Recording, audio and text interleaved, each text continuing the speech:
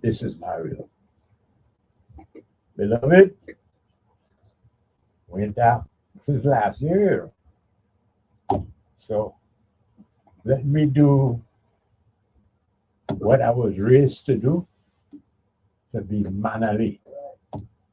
And so let me wish you a very happy new year with health and strength.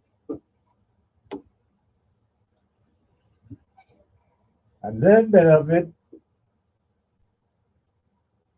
I could extend from the very bottom of my heart the gratitude for you having had me for another year. And look at this. At my age, you are still embracing me, walking with me, shoulder to shoulder. We are prepared to take on the year 2026. So it is my heartfelt gratitude for yet another Tuesday afternoon of information and enlightenment, naturally and deliciously flavored by Armstrong ice cream. Beloved,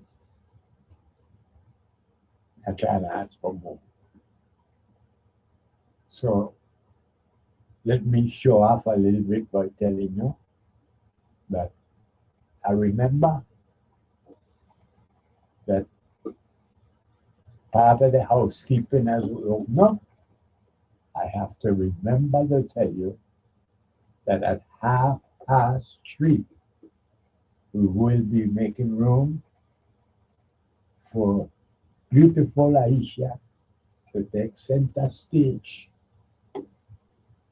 as we, with full excitement, take on another Crucian history question, where I ask the question, you give the correct answer, and that lady I call the general, beautiful Aisha, she will compliment you with a full quart of your favorite flavor of Armstrong ice cream. And I keep telling you, not even a black water stick you could beat that. Yes, beloved, I run into a couple of you who express your gratitude that I had suggested, because Swiders do, that if you are able to get some extra Armstrong ice cream to put away in your freezer, just in case, because, beloved, it is a perfect panacea for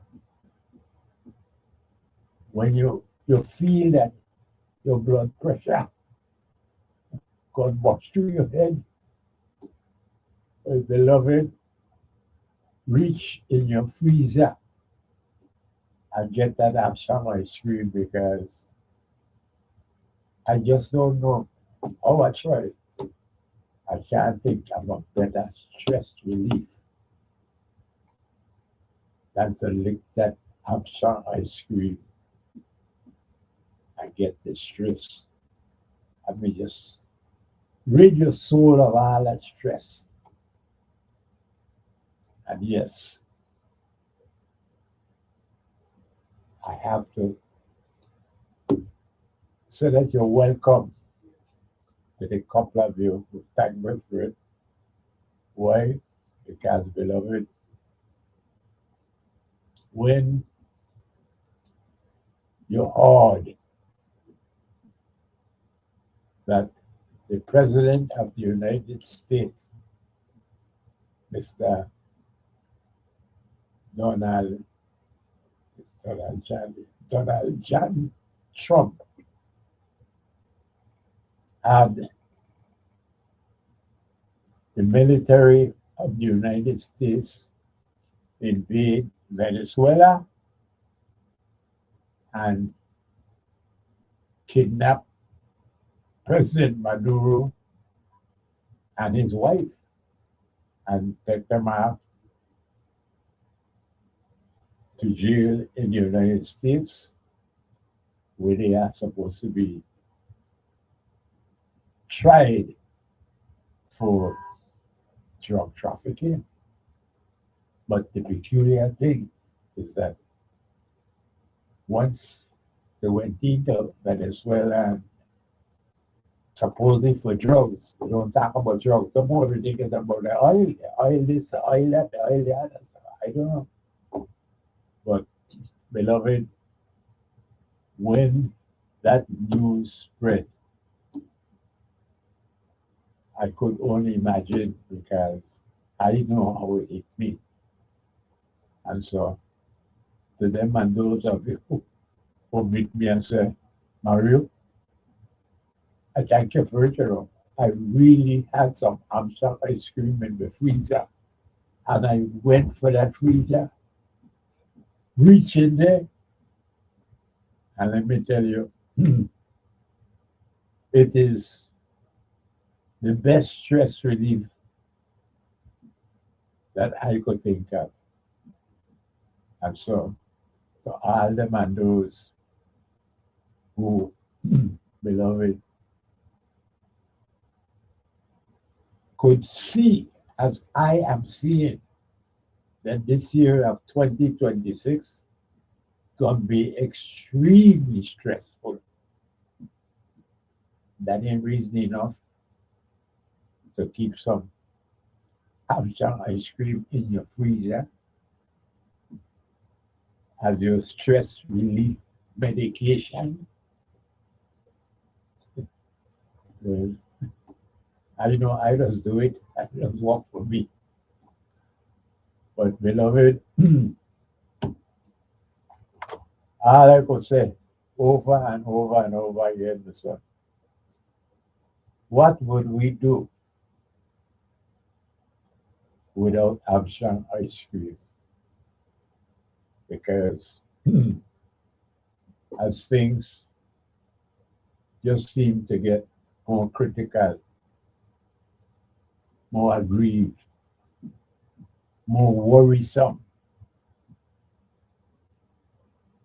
I mean, beloved, it ain't just me. It sounds like it's just me because I get the amplified voice, I get a microphone, so you're hearing me. But I live long enough. I've been with it long enough. I've been with it for 100 years, and I'm so much screen that I know I've been there for a long time. But but a good chunk of it I experienced.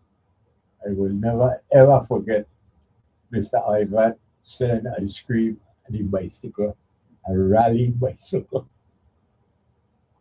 But yes, beloved, it's critical, serious situations that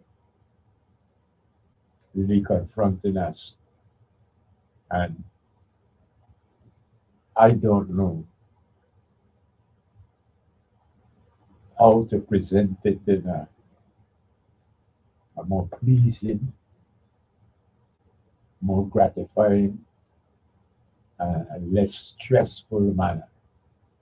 Because I would be shooting, yeah, I would be telling the truth.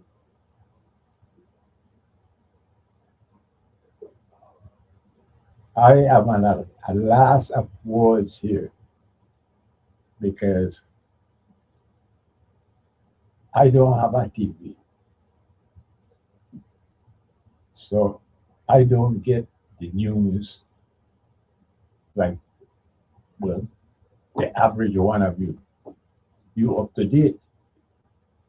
And me, if I get the news a day late, that's all for me. Like everybody in Frederickston, I know about whether it was a shark or it a lady that so severely that, well, we lost the lady. It was like 2 days later that I know about that. And I just use it as an example that I am not really up to date, I guess is what I'm trying to say. And I just get the news very late. And yet it is very, very worrisome in a way. And I'm talking about the news here at home at St. Croix, the news here at home in the VI as a whole, the news in the Caribbean as a region, and the news for us as an unincorporated territory of the United States of America. Beloved, you can't tell me that you don't see this year of 2026 as very worrisome. And that is saying it kind of, worrisome. Because, beloved, I don't know. I truly don't know how to describe our situation in, well, less stressful terminology because it is indeed stressful, and here we are, beloved, very, very concerned.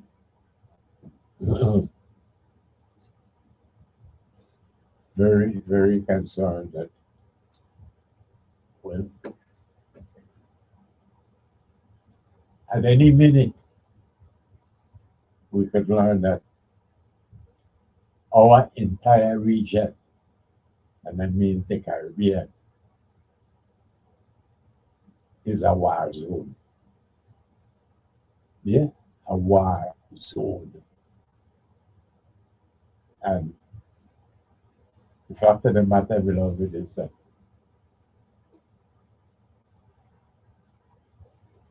Puerto Rico and the Virgin Islands, we are the two U.S. territories in this region. And again, I ain't on TV, and all the internet I have is YouTube.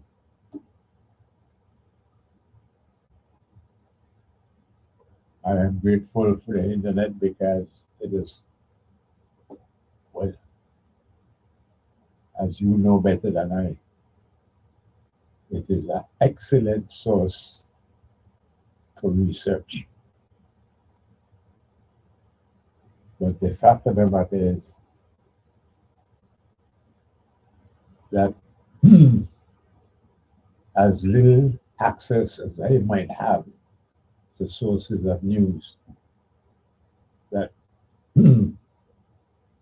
beloved, it's clear to me that we got to be concerned. You hear me, I have a feeling for wars because I don't want to make a bad situation worse. And I definitely don't want to make stress stressful. You hear me? Making stress stressful. But I'm very, very concerned that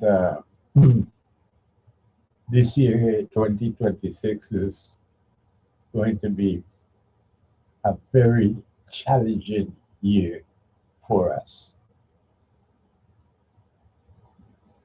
At home, it's a very, very hard to deal with because, beloved, we ain't got no hospital, we ain't got no health care, and that more than anything is what we need now. So, I don't know, we say this kind of nobody. Good afternoon. Good afternoon, Mario. How are you? Trying to be well, but thank you for your call and welcome.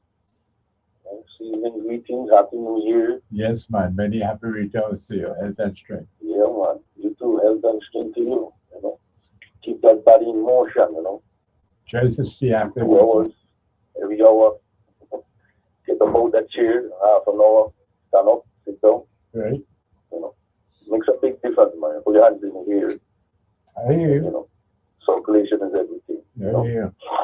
Very important. But the health and strength, Mario, is world leaders and the problems that we have in the world that we live. It's very mind-boggling to hear you come and you carry same and you just enlightening the people based on the world economics and we say the world powers, Yeah. you know. And but nothing new under the sun. So you have to really and truly understand the history of what took place 100 years ago when a lot of these contracts and deals and treaties and so forth was taking place Right. based on trade and, you know, all the different deals that goes on economically. Right. So it's very mind-boggling to see how we have gone away from using the American dollar, because at one point in history you could only use the American dollar to purchase all around the world. The petrodollar. The petrodollar. That's it. So when we start using, once the world start using a different currency and putting all the different worlds to use their currency, then it becomes a problem because they're trying to deflate the American dollar. Right. And I've said it before, when a country runs a large deficit, we have to go to war, Mario. That's based on my study and learning economics, learning about things in the world and how the banking system is set up, Right. based on the central banking systems and so forth. But we at one point, the world didn't want central banking systems because we do not want this debt that it brings amongst the people in these communities around the world. Even there in the Virgin Islands. I hear you. I look at the money and you follow the money, and it's very mind-boggling to see that we're broke. I don't understand, but tourism will still continue to be our number one priority. And as if the oil refinery came and we got nothing out of the deal, Mario. There's no way we should be broke economically, the government of the Virgin Islands. We should be well off, Mario. We're bought in one of the most powerful things, which is oil. Not just oil, refining the oil. It's the second largest oil refinery in the Eastern Hemisphere.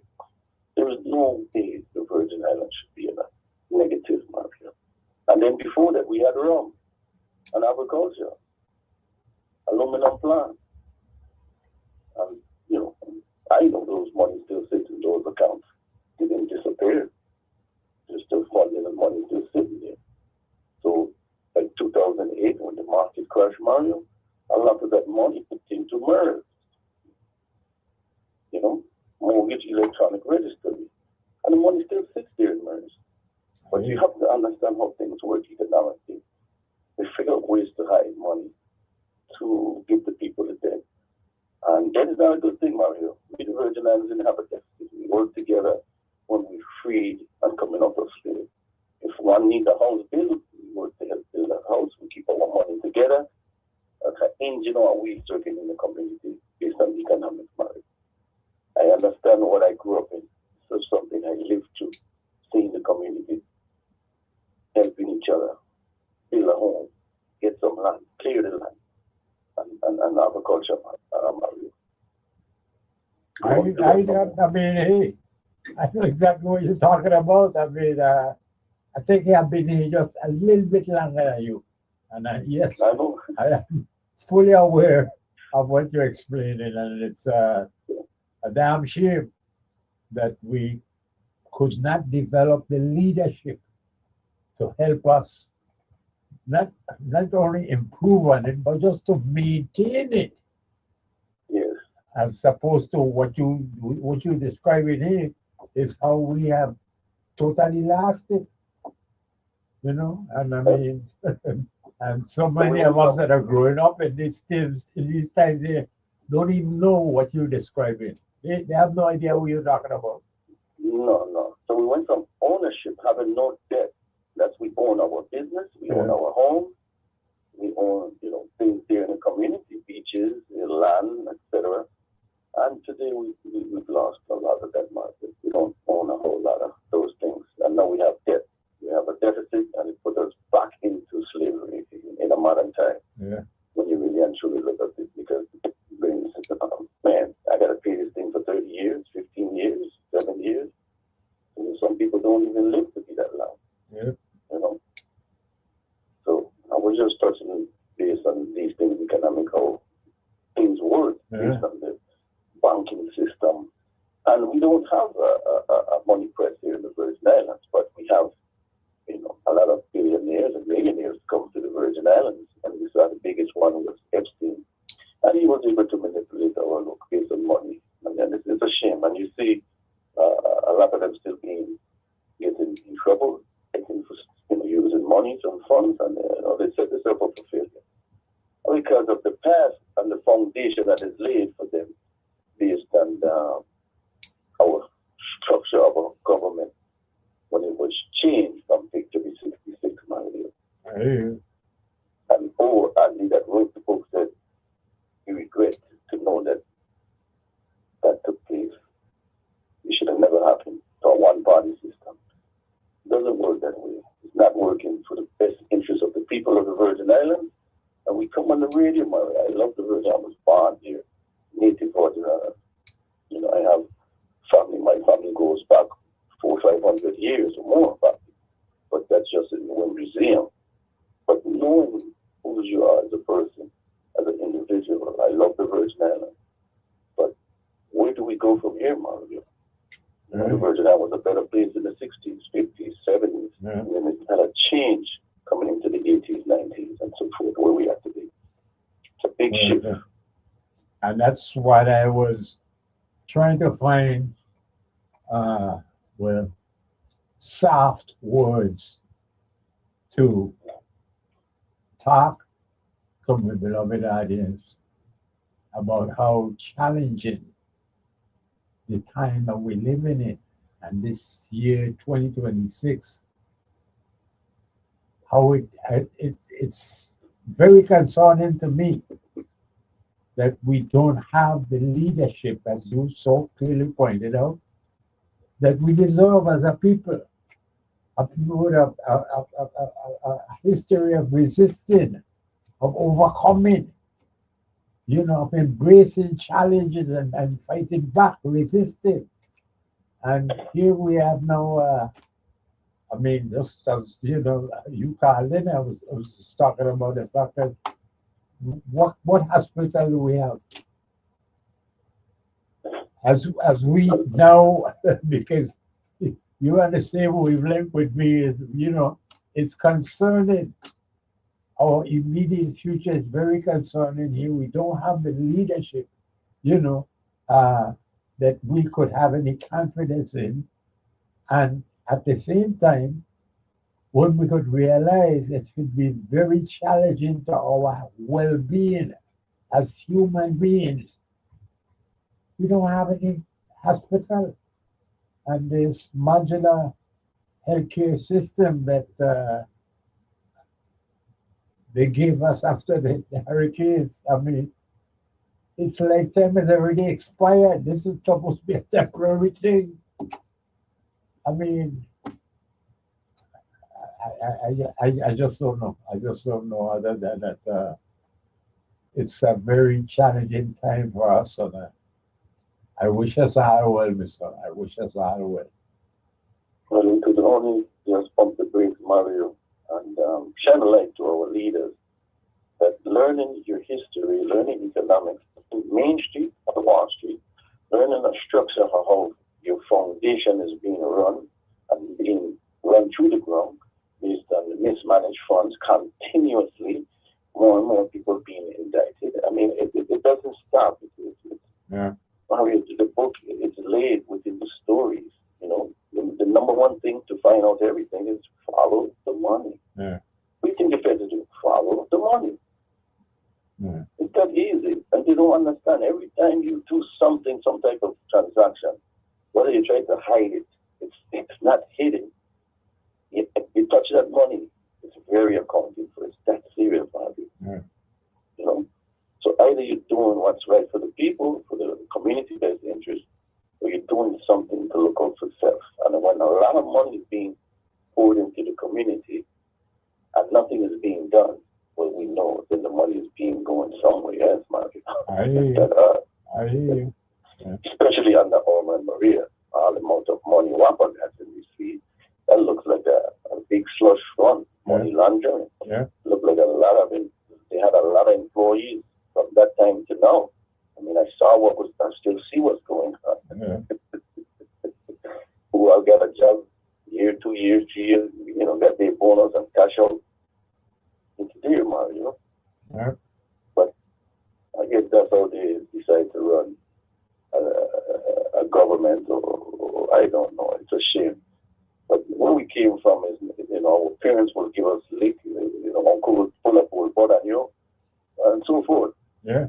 We was raised better than this. So I was just shining a light. The boy knows what's going on.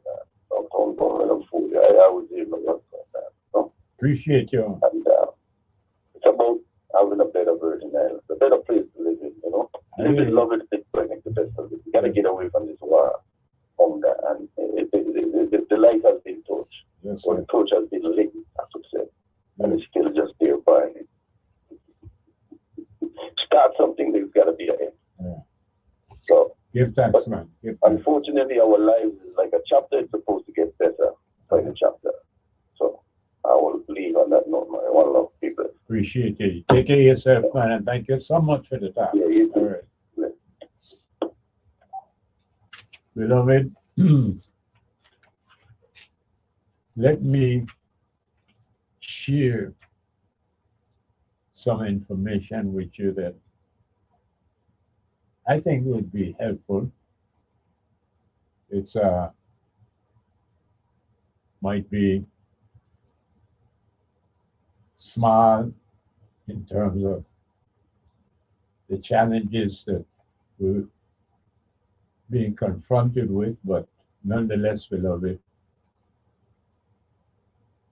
it is something that we clearly need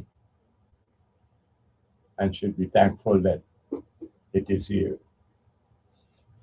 Beloved, I'm talking about this bill that was proposed by Senator Franklin Johnson. It's bill number 36 0187. And well, let me just read it. It's an act amending Title 18, Virgin Islands Code, Chapter 23, Section 622, requiring the Board of Elections to count by hand votes deposited in a ballot box. Yes, this is about paper ballots, and we want you to be aware of it, to help promote it. And there is a committee meeting, committee of 36th Legislature of Veterans Affairs, Operations, and Consumer Protection. Let me read it to you because it's very, very brief and to the point. It's proposed by Senator Franklin D. Johnson, and it reads as follows. Be it enacted by the Legislature of the Virgin Islands, Section 1, Title 18, Virgin Islands Code, Chapter 23, Section 622 is amended by designating the existing paragraph as subsection A and inserting the following subsections B, C, and D. B, after the paper ballots are removed from the ballot box, the votes shall be counted by hand. C, the election officers shall count the ballots in a manner that allows watchers to see the ballots when opened and read. The election officer handling the ballots after it has been taken from the ballot box may not have a marking device in hand or remove a ballot from the immediate vicinity of the polls. D, ballots may not be counted before 8 p.m. on the day of the election. That, beloved, is bill number 36-0187 as proposed by Senator Franklin D. Johnson.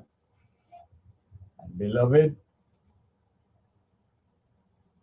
next Friday, not this Friday, but Friday the 23rd of the month, there will be a committee meeting of the 36th Legislature on Government Operations, Veterans Affairs, and Consumer Protection. And this bill will be discussed. And I am urging you, my beloved audience, to mark calendar for Friday, the 23rd of this month. That's a week from this Friday. Not this Friday, but a week from this Friday, the 23rd. Mark it on your calendar that you need to come out. I want to see your face in the place because I will be there. As the committee discusses the bill. And beloved, as you heard me read, this is in no way a substitute for us voting electronically like we've been doing. It is just simply an alternative that you can, in fact. Okay, I got a card. Let me see. Good afternoon. Hello. Good afternoon. Welcome. Thanks. Good afternoon and happy New Year. Many happy returns to you, man. Health and strength to you and yours. Yeah, thanks. Yeah, apparently sometime last week, Trump met with oil executives, because he's trying to get them to start drilling again in Venezuela. But many of them are hesitant, a lot of the old ones like Chevron and so on that did before, they're at this point, not that interested. Because they were saying that they would have to invest, just like with our refinery, they would have to invest a lot of money to bring it up to par. And they are a little concerned about when they would get that investment back. And Trump has said that, well, what his plan is that the government would reimburse them by the money they get from the oil proceeds. But then, of course, that's, who knows when that's going to come back. Well, anyway, he had a meeting with all the executives at the White House, and only two companies said that they were interested in getting licenses to export oil from Venezuela. You want to take a guess which two companies? I don't know. Chevron I could think of because I know that Chevron has been there. Well, there's two that you should be familiar with because they're in the Virgin Islands. Or were in the, and one is definitely still here. The other one, I'm not sure. But Vitol and Transfigura. Okay. Those both of them done contracting with WAPA and the propane conversion. Yeah. So these are the only two companies that they're interested. Well, what does that say about, I suppose, the Trump administration all the time? Well, first of all, it wasn't supposed to be about oil. It was supposed to be because they were killing Americans with all the drugs that they exported to the United States. But once they got in there now, we've seen this before with Noriega and Panama. Okay. It was the same conviction, narco conviction with Noriega. All right. So as I said, they just dusted out the playbook and, did their thing. So, but and if you remember, this happened. So Noriega was doing all kinds of stuff for forever, and this is how they knew because they were going along with it. Yeah. But then when Noriega said he wasn't going to renew the lease for the Panama Canal that was getting ready to end, that's when they discovered he was a drug runner. Yeah. Well, so and I don't know if you remember, there was a thing with Roosevelt. His Secretary of State told him about, I think it was a guy, the dictator in Nicaragua, and was telling him that he was a bastard. And then Roosevelt said, yes, but he's our bastard. Yes. Yes, indeed. But again, unfortunately, our population at large is not as conscious as you clearly are. And when it comes to our leadership, Lord Harry the Judge, we the only consciousness we know is how it is absolutely essential that we curry favor with Washington, D.C., regardless of what we do or don't do. That's about the only thing they have in this myopic tunnel vision of this, and so this is why I was. Or they may actually realize what's going on and don't want to all of a sudden become a narco drug runner Thank you. and, and they went away. And it wouldn't even need to, it wouldn't be kidnappers. They would just send the DEA in and scoop them up. Thank you. You know, but so, well, as I was, I guess, uh, wishful thinking out loud earlier, I am very concerned for this year of 2026 because that's just it. I think, part of the problem is that finally the President of the United States is beginning to have a slight awareness of how misguided his policies are. Yeah. This frightens me because it's like, Lord Harry the Judge, what might he do now, to bring what he thinks, is his ship going off course? And because I don't know, I mean, hey, is Greenland, I mean, it's anybody's guess as to what Trump. Go ahead. I think he might start behaving himself a bit because he's going to be concerned about the midterm elections. Right now, the Democrats are set to take back the House, and they are looking like they may also take the Senate with a very slim majority. I think we could see that very clearly, but I interrupt you to say, I would have thought that way as you're explaining it, but why in the world is he doubling down on the nonsense that I, who don't have a TV and I'm not up to date, but I'm aware that he continues to say basically that the woman is shot, in Minneapolis, in her car, in her face, 3 times, and they just said that she was wrong.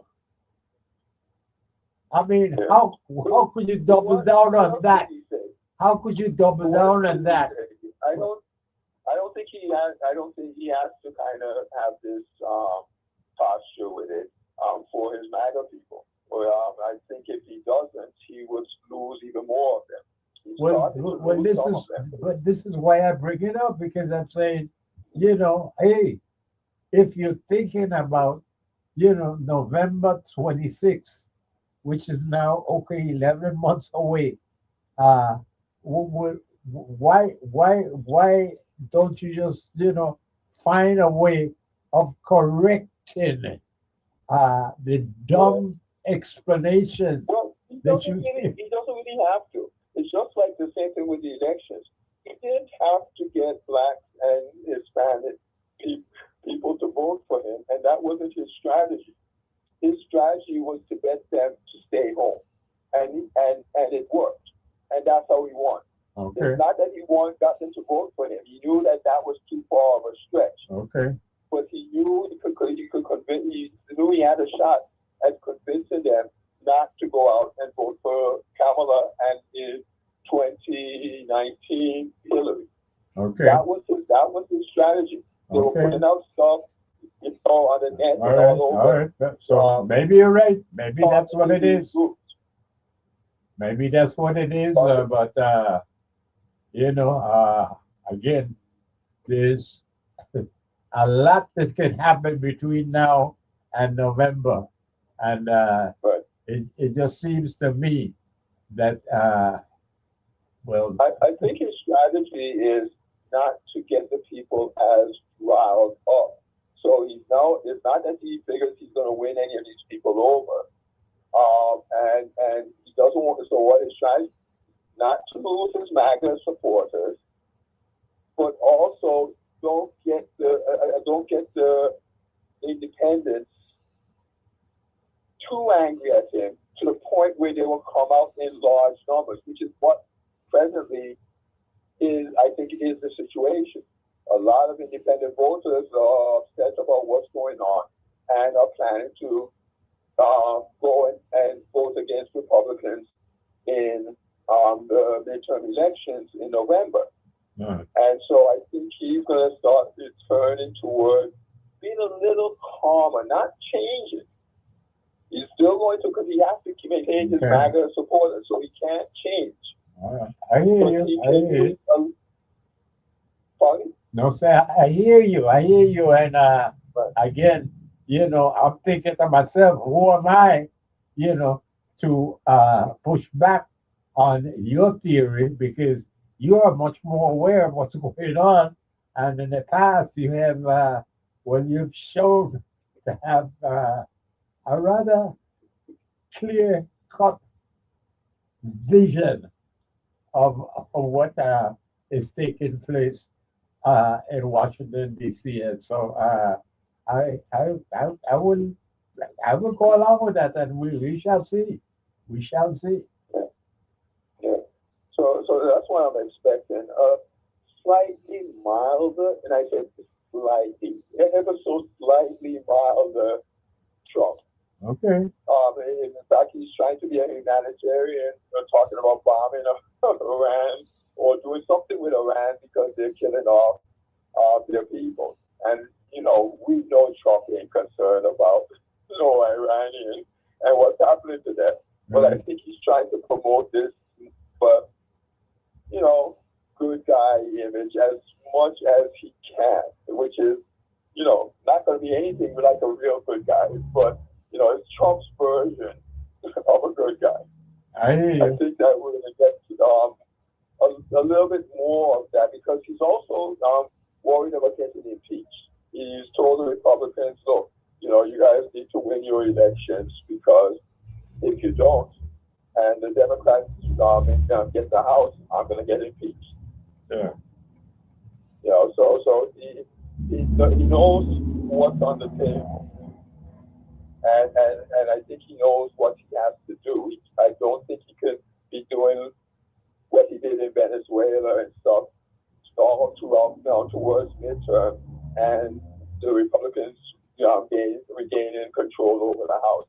That won't happen. Yeah. So he knows that he has to behave a little bit better. And I don't know what that's going to be in terms of Trump's view. But yeah. All right. He knows that he has to come off looking better than he has in the past few months, but at the same time, he can't do about face turn, or he's going to lose his base.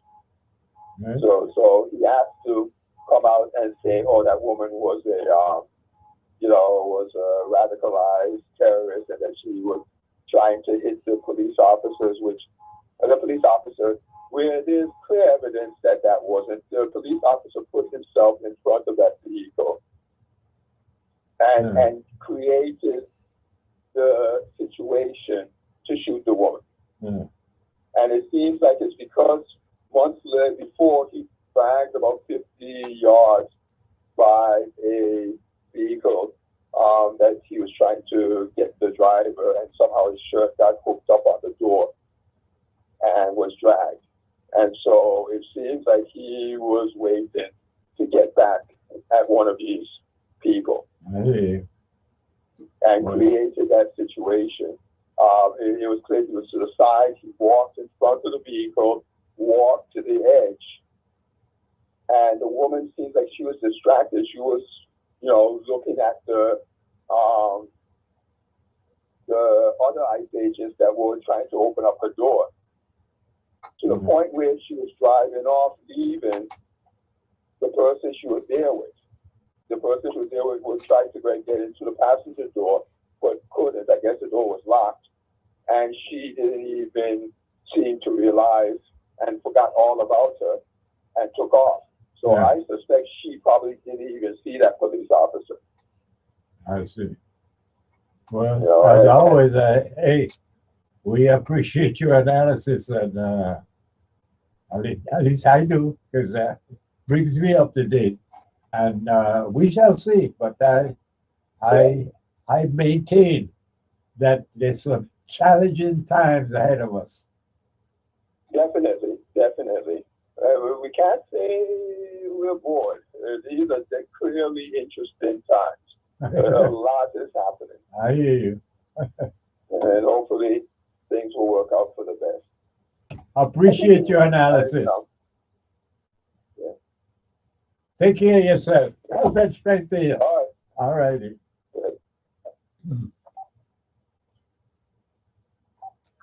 Good afternoon. My brethren, Where you been, man? We in town since last year. yeah, well, I was just here thinking this is your first program for the year, right? That's correct. Yeah. Okay. Good. How's that strength for a new year to you and yours? Yes, same to you. You know, sometimes you feel a bit out of place to give a greeting even around this time of year, and I'll tell you why. I'm listening. You say Happy New Year to some people. They tell you this is not a new year. Some Gregorian calendar did something else or another. I know. Either way, they're telling you. You say good morning. They ask you what's so good about the morning. You ain't hear the problems you got in this world. What good morning you talking about? Yeah. Then you say to them, well, you know, it's a good day because the good Lord, the Creator, wake us up. We say, what Creator wake up? Who? I get off my bed myself. Well, I mean, like I don't know what to say to people no more. I think you'll agree though that with all the challenges that we are experiencing, that you should expect people to be a little more cynical than they already were. And so, True. you know, so yes, that is perhaps the best shield, the best protection against the challenges that we anticipate but don't understand. Like we were just talking to this caller just before you, it's like, who the hell knows what the president of the United States is going to do tomorrow? Well, and you're right. I heard a piece of it, and I mean, when you look at a situation where the Supreme Court, the Congress of the United States, and the people, the real ones that have, they say, let the next man run Rokombe. I don't know. Is it because enough of us? I mean, you know, some 7 million people in the street right now because of the shooting of an ICE agent shooting a lady. And I mean, all of that is not sufficient to tell him, listen, maybe I might be doing wrong. 7 million people in the street. But that doesn't bother me. I would say I heading for Dundale in Venezuela, going to Cuba, I'm going to Africa, I'm going all about. Well, that's what I mean. That's exactly where the cynicism comes in, because we have no idea what to expect next. Poor are we? That's right. Poor are we? But you know, Mario, when all of this is going on, you would think that this president of the US of A would look at reality of what they call the worst flu strain in over 2 decades. Mario, the hospitals are overrun. And we don't have one. Oh, thank you. Where were you guys from? Thank you. And the 7,000 or 7,000 on Saturday It gotta be more now, has died, particularly children. And your head is man there, a war about this. He too busy with deciding what country going to take over and which of them oil he going to drink. But there you go. But people continue to applaud and say he's the best. Yep. You know what somebody told me over the weekend, Mario, and I found it strange from who it was coming from. A very educated person. And they're telling me that they can't understand, no understand, how is it that I cannot see what Trump is doing is best for the United States and by extension, the world, by stopping the drug trade. And I said to that person, stopping what drug trade? Let me tell you something. Not only do I have children with two white women, but by extension, being in business and associate with them, they ain't got nobody in this world lot more drugs than American white people. So if there's a market for it, of course, it's going to come in. Whoever brings it, Venezuela, whoever. And at the same time, anything that makes money in America or the world, for that matter, is how Trump makes his money. Whether it's crypto, repto, whether it's oil, this is how he and his billionaire friends live. But some people don't see it that way. They tell me I too small-minded. Anyway, Mario, as we talk about the bad flu strain, Yeah. I would like to ask for prayers for a cousin of mine in Houston, Texas, where he had caught the flu and he was admitted to the hospital.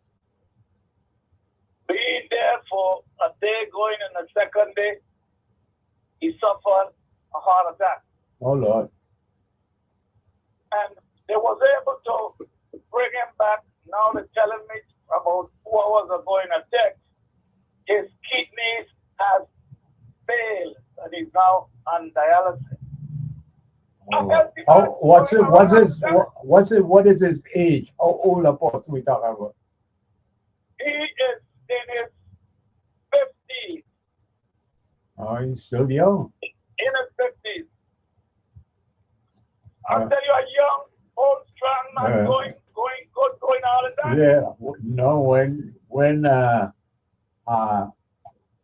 the flu caused a heart attack and then renal failure, I mean, that's why I thought, well, maybe somebody in the 70s, you know, and hey, the vital organs are given out.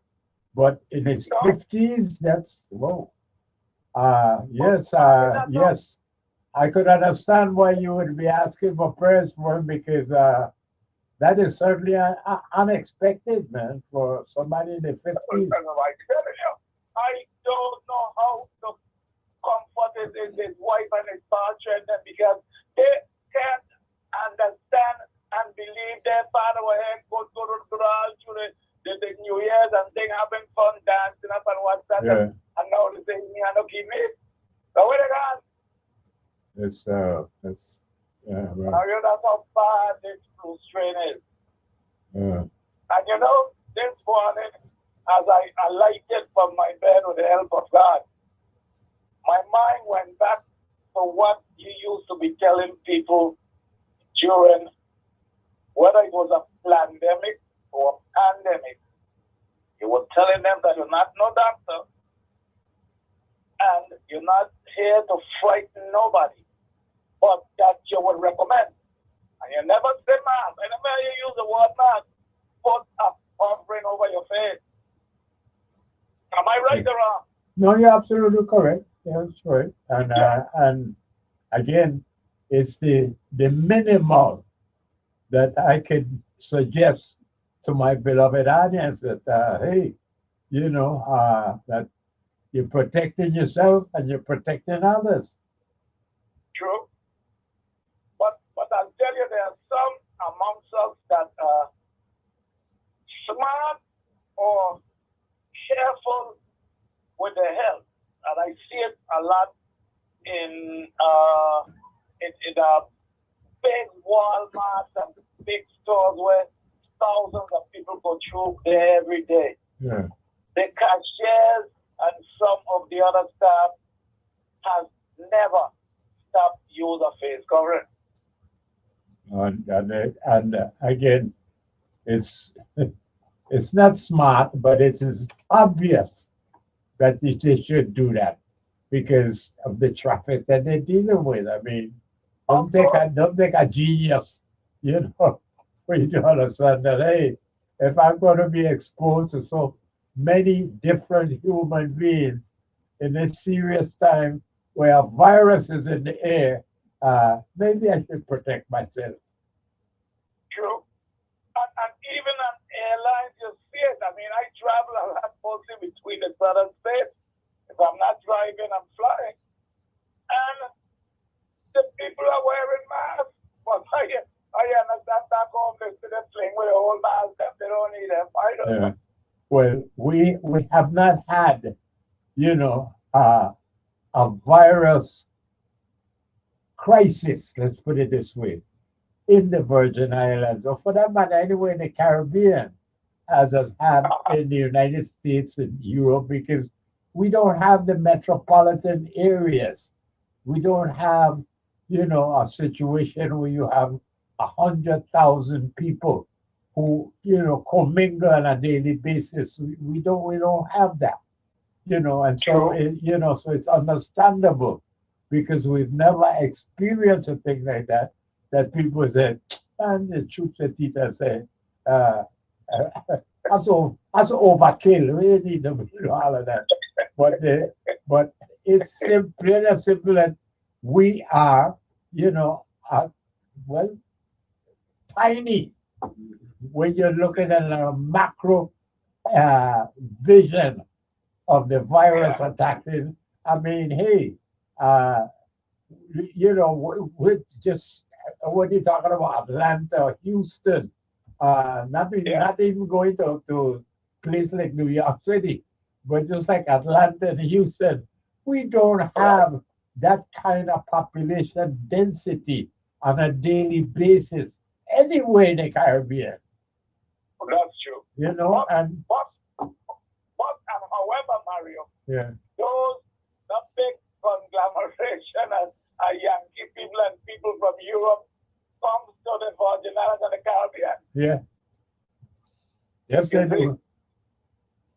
But we always say we have a lot to be thankful for. Even in the days before we got Cat 5 hurricanes, we always would say we have a lot to be thankful for. And we do. Because hurricanes will be headed for the Virgin Islands, and by some people say it's magic. They say all kind of things. They just ship and down and mash up somebody else. It's so true. I don't know, Mario. We're going to talk some more, man. We're going to talk some more. I need to take a break. Yeah, for sure. Yeah, okay. Health and strength to you. Beloved, lick your cream. Because that song ice cream is just so good for your soul.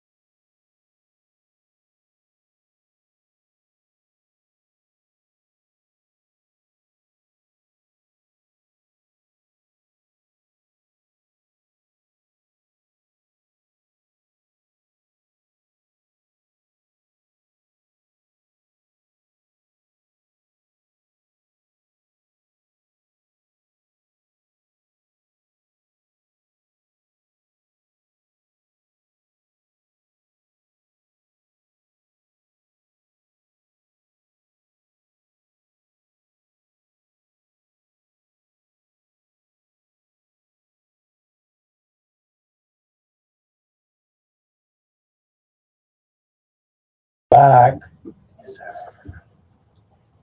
Beloved, I think we have a clear consensus. Just about everybody I know, and then of course, well, the couple of three callers that we've had so far, we all agree 2026 is already a challenging year.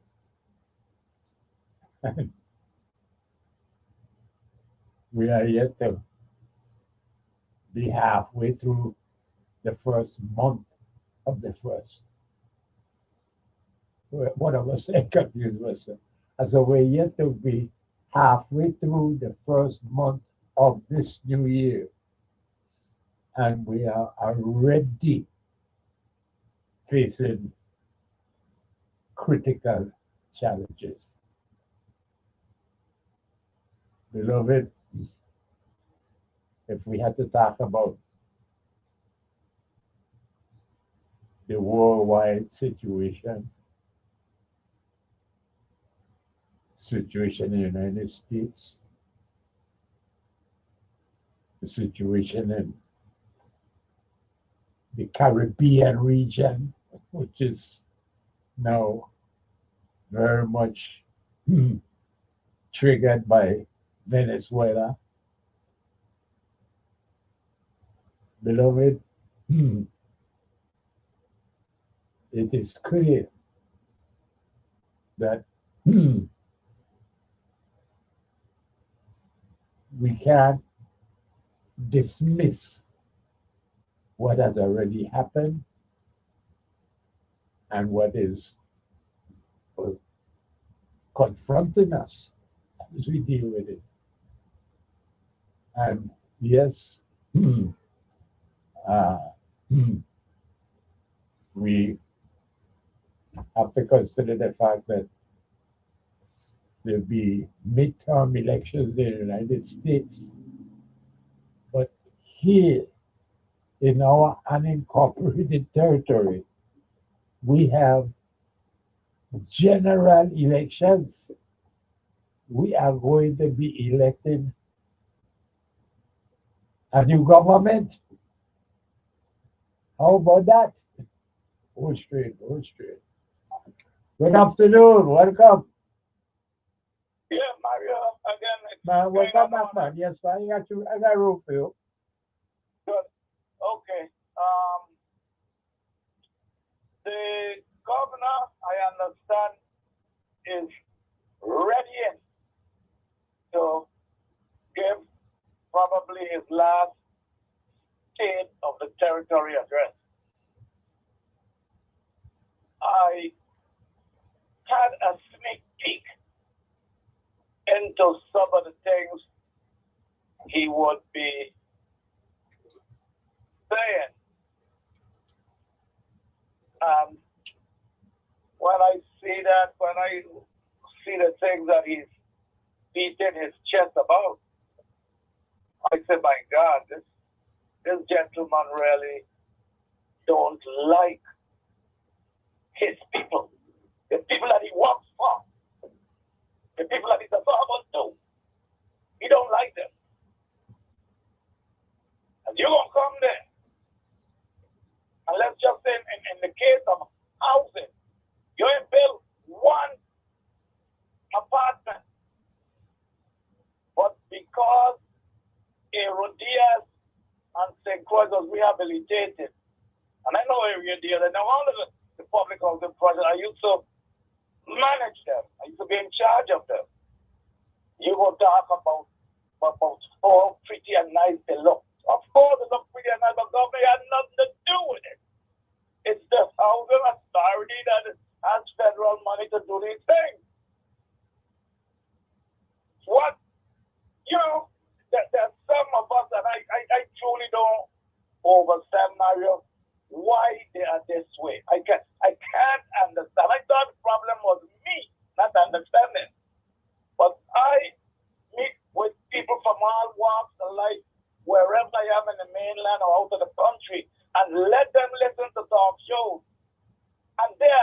what is wrong with the people of the Virgin Islands.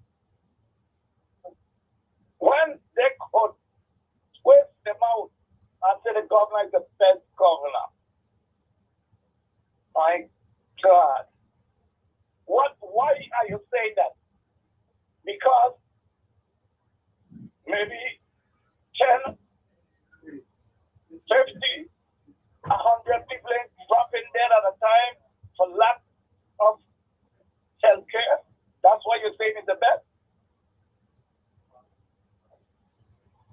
You know, Mario, let me just turn to schools. I understand there is one school that was rehabilitated, and that one is going to beat his chest about. My God. Fans falling from ceiling, chopping up children. The mold is so thick.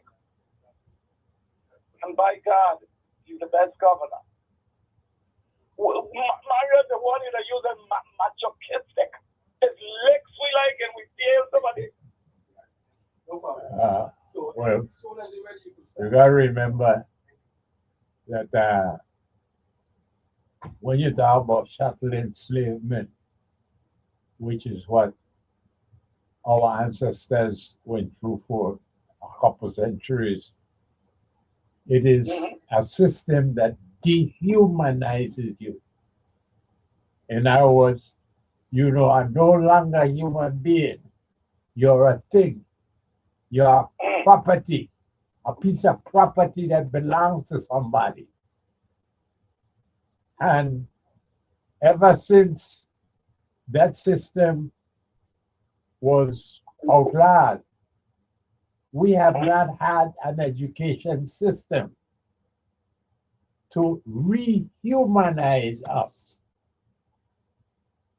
So that you got to deal with the reality of the kind of human beings that you're dealing with and the consciousness that you have. Look at the leadership that you yourself are analyzing for us in the middle of the day. Let us to know that, it is non-functional. And this is what you get when you allow us to become inferior people, because we have never had an education system to counteract the dehumanizing of generations of our ancestors that up to 100 years ago, between the fire burn and again the depression of the 1920s, that period of time there is when you have some of the visionaries, not some, just about all the visionary leaders in the Virgin Islands came to be, and since then, matter of fact, you could say since World War II, what kind of leadership have we had here that deals with the fact that is just it, that as a people, we have been dehumanized. We have been made to accept that we are inferior and that we should be thankful that we have things to eat and a roof over our head. Because we are that inferior. Yeah. Mario, it is really sad. It is worse than sad. I don't get the governor to respond to me much. He writes me off like nobody, which I don't mind. Well, but again, but be realistic. But be realistic. Let's be realistic.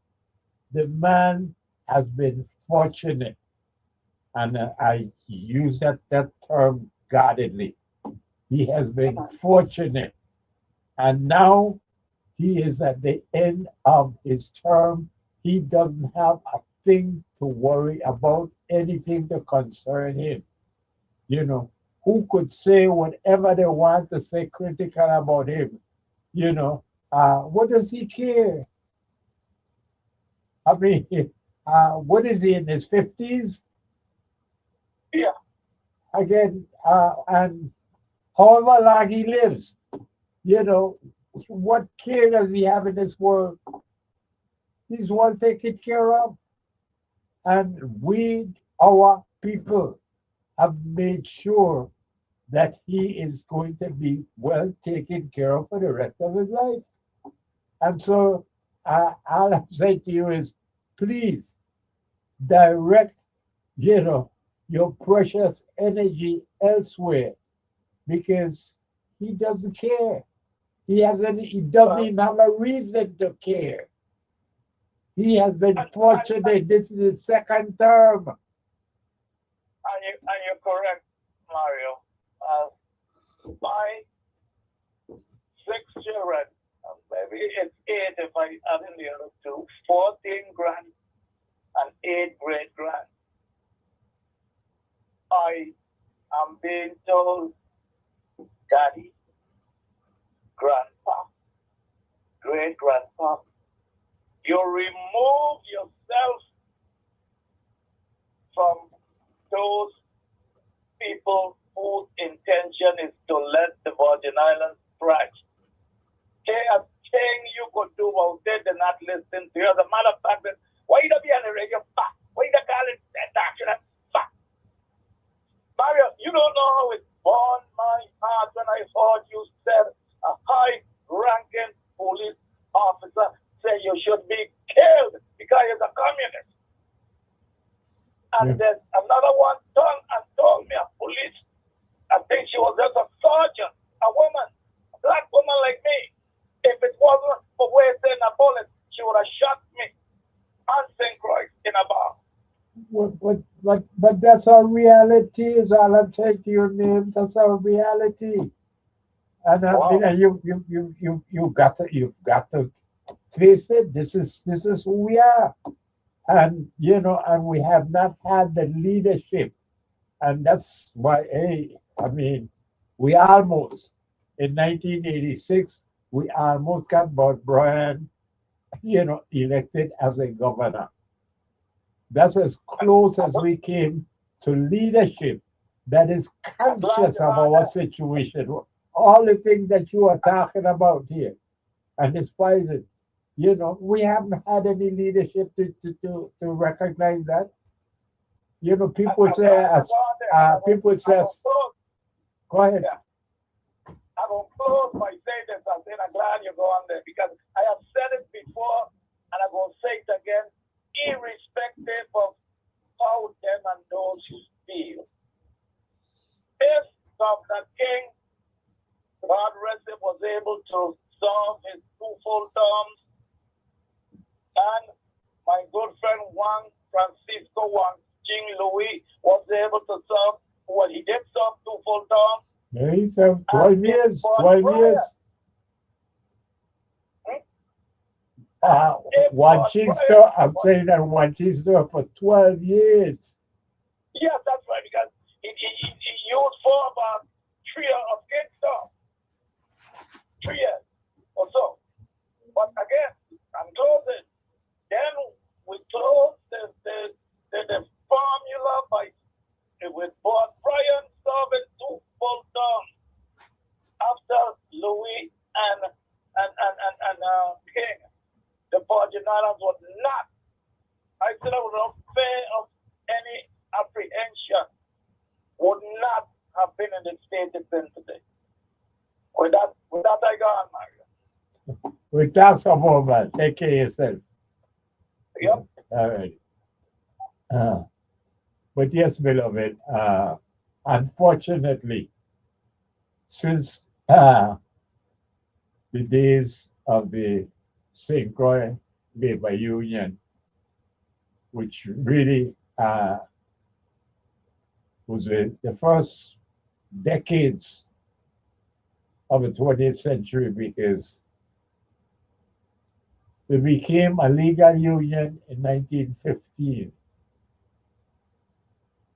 And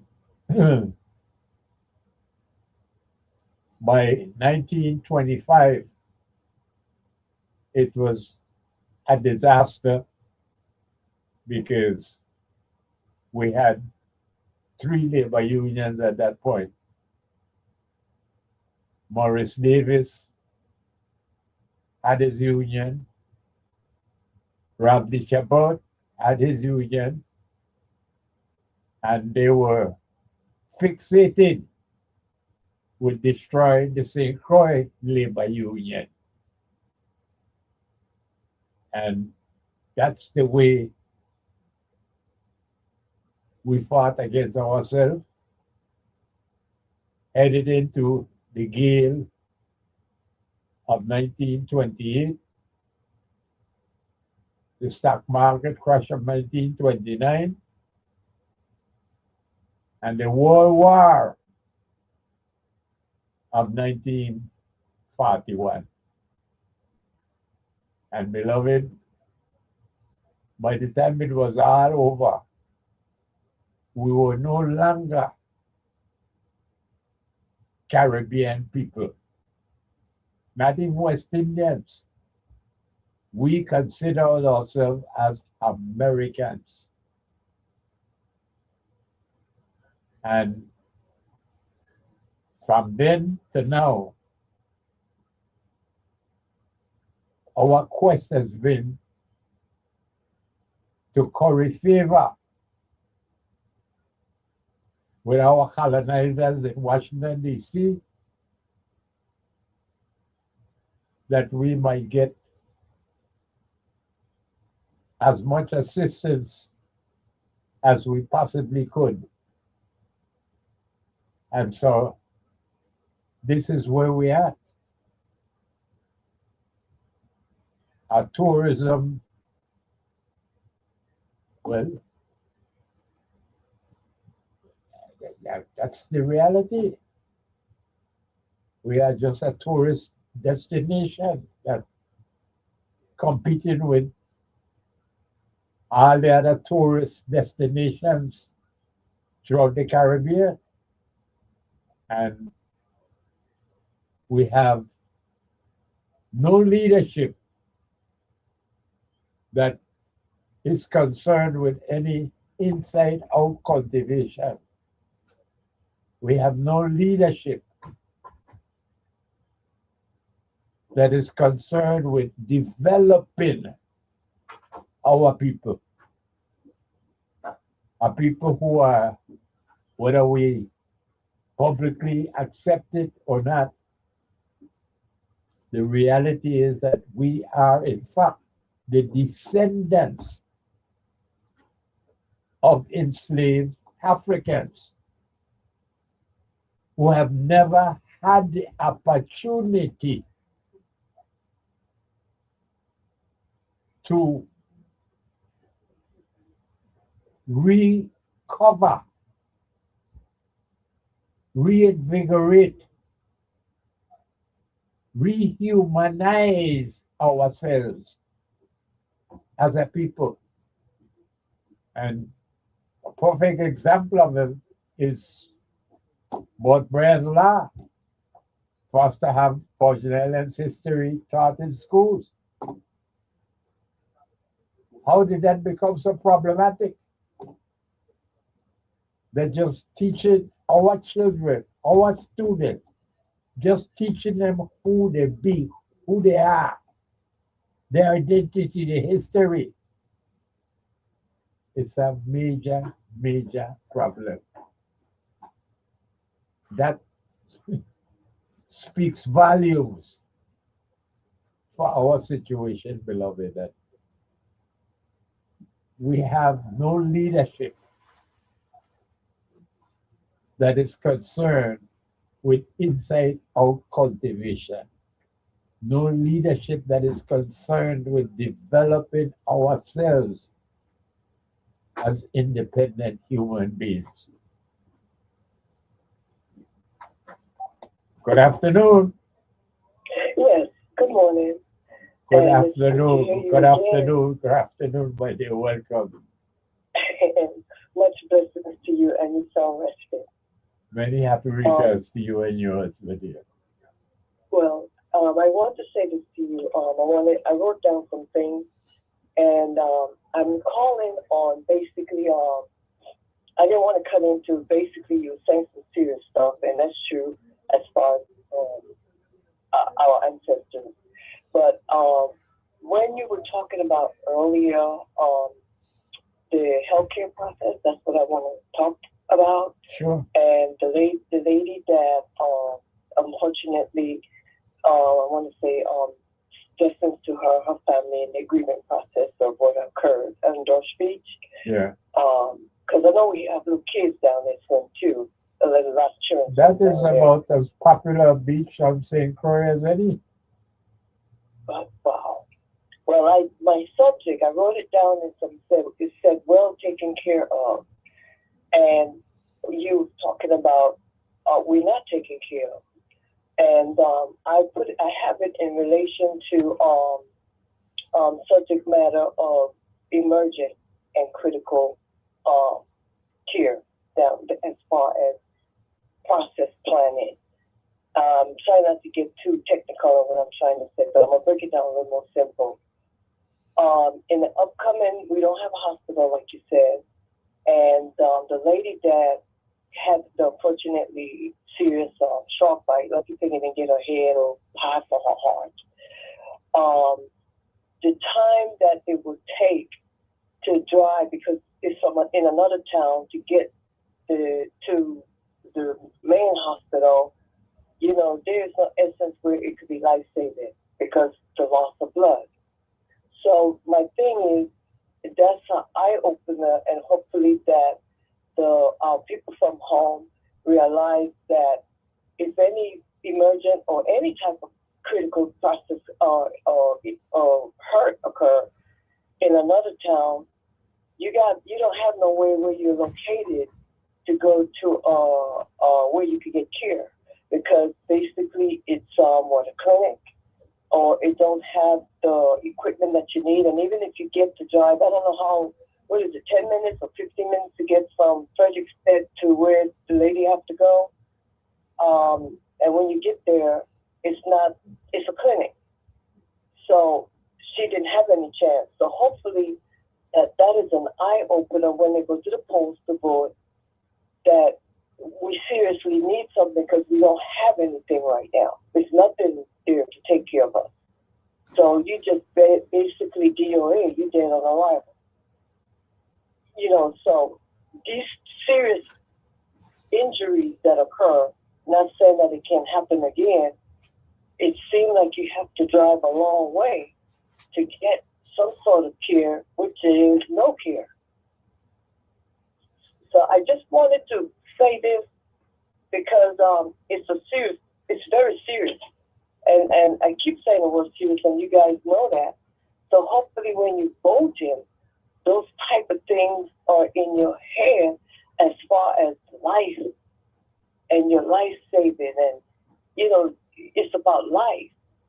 So, you know, just because you have a clinic, that don't mean that stuff. That's just one incident that's an eye opening, and that should be used not the family, but as an example. Like, hey, open your eyes to this, because we don't have nothing down here. We got to drive way up here. So I'm just trying to speak this out to you, Baba, because it's it's the swimming incident that occurred that turned out to be a whole eye opener.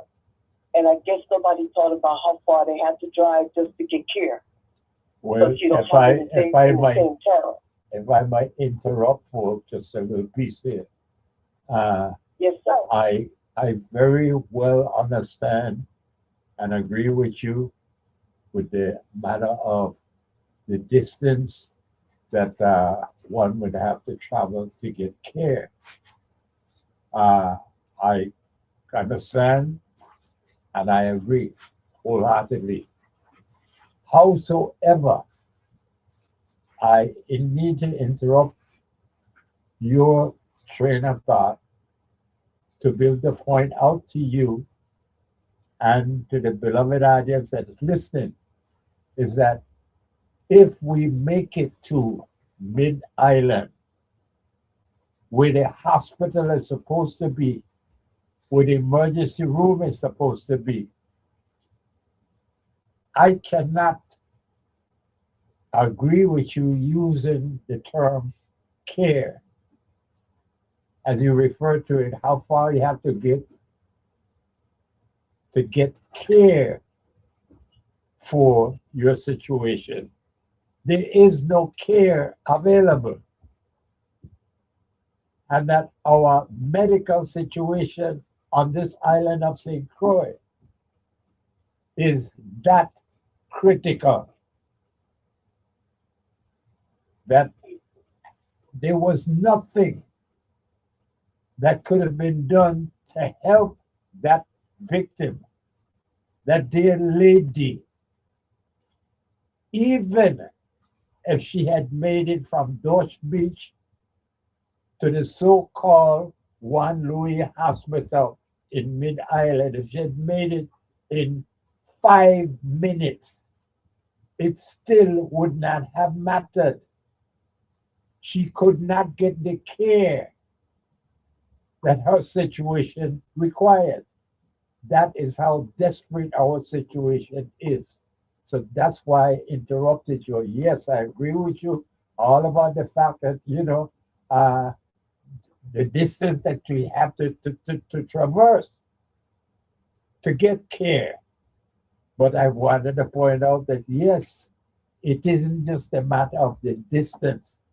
It is when you get there, is care available? And I'm saying in no, the township. no, Okay. care is not available anywhere on St. Croix.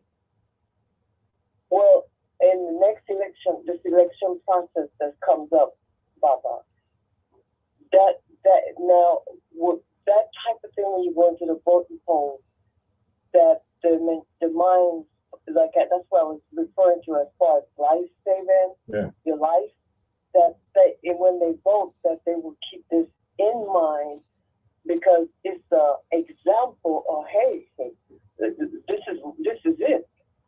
So hopefully, when the voters go to vote, that they could picture that and put the people in there, and those that are elected, that would be one of the daily process planning or number one on the agenda that we got to get this. I agree with you wholeheartedly, and all I can do is encourage you to every opportunity that you get between now and November, at least in my program, you'll also be welcome to, shake us by the shoulder, say, hey, remember our situation. So, vote that you understand how critical our situation is. That's how we want you to approach the voting booth. And I guess we'll talk some more too about this bill that Senator Johnston's passed, which allow for the paper ballots, voting by the paper and counted, by paper. And again, it's not that this is going to replace anything.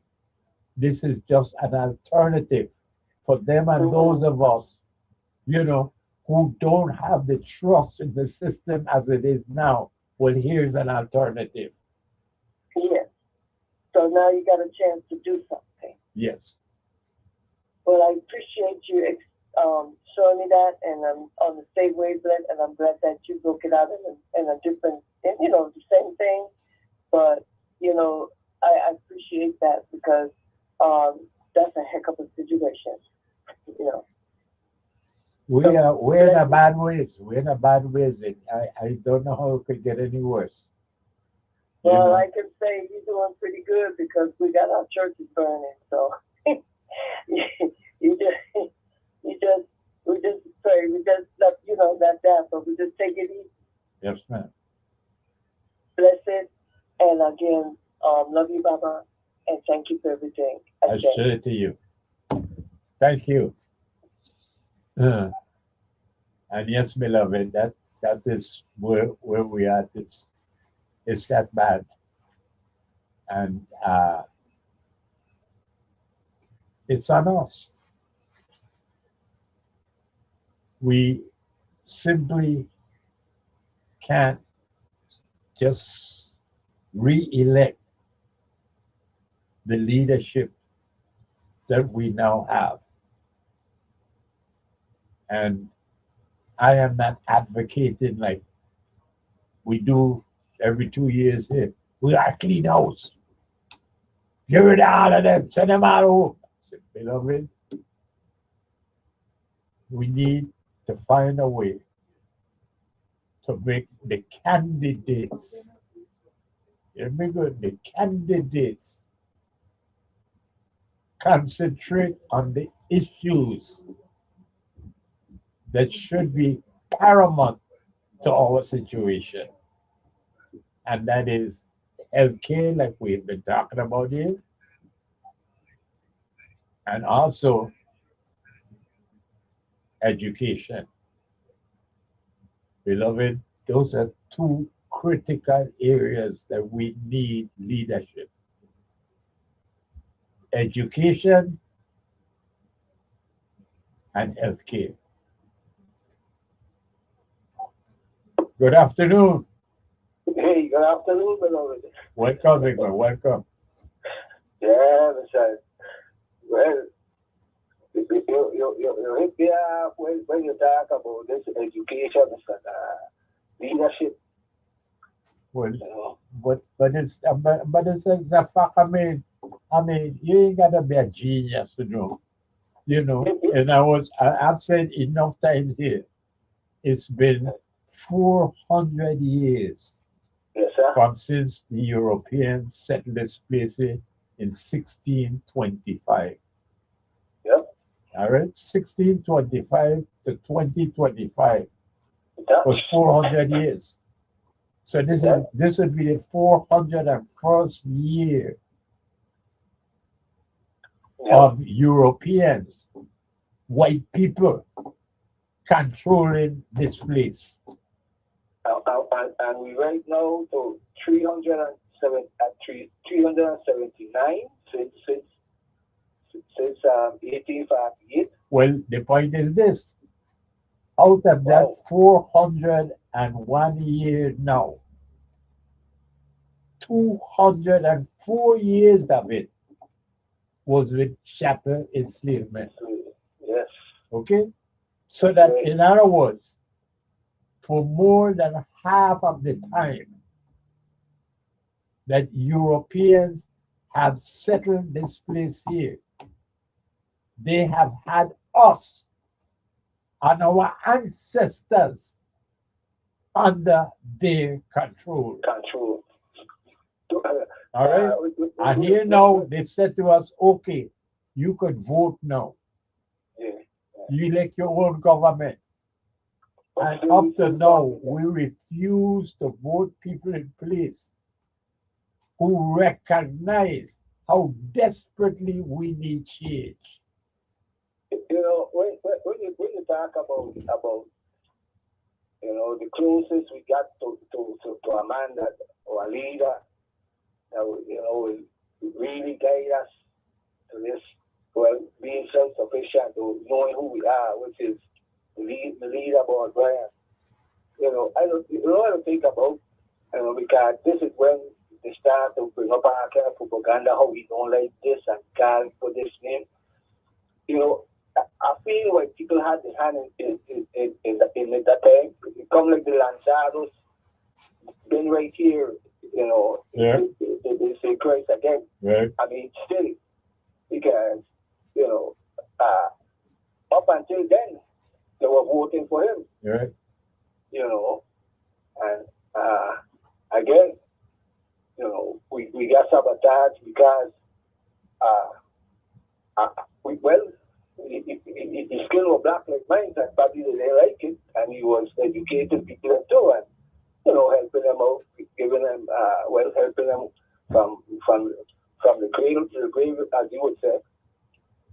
And now they want to bring in 2 and 3 other unions to break our union up. Our union, building, well, a young economy, let me put it that way, and all these things here, we need to know. We need to know how this island here is capable, and we don't need to be solving anybody who look at what solving to, to our European masters and no more. We could do it here for ourselves. As you said, the leaders them today, you understand? This part, not part of the problem, been the problem, and as you would say, you read a paper, well, not a paper, it's a bill that Mr. Johnson proposed. And what's the date that we have that we should try to help support this bill here? Next Friday, not this Friday, Friday the 23rd. And that's in the legislature here. Here. Yes, you see what I'm saying? Again, I had the problem. I had the problem with that. We had the problem even getting mines not to go through the machine. Yeah. Beloved, I been in the boot must be about an hour, and I keep telling them, I singing, I is not putting on my paper to be counted through the machine. And everybody start making up the face and making up the face. I fill it out, and then when I look, I said, how you gonna put it here? She said, she gonna put you. I said, no. And I had a little argument. I went back and I crushed up the paper and I went out. So I didn't vote then. The lad now, gives you, me, and everybody else who wants the choice to be able to get a paper ballot, vote with your paper ballot, and to have it counted in plain view what people see. Yeah. You counting the ballots. Yeah, so when I went back in, the back must go about 5:30 or something. That's when I went back in. This is the time that allowed me to just, put it in. It was some type of file box or something. Yeah. Drop it in, But again, our people should know that this is not the way, our island should be running. This island here we're talking about, say Christ.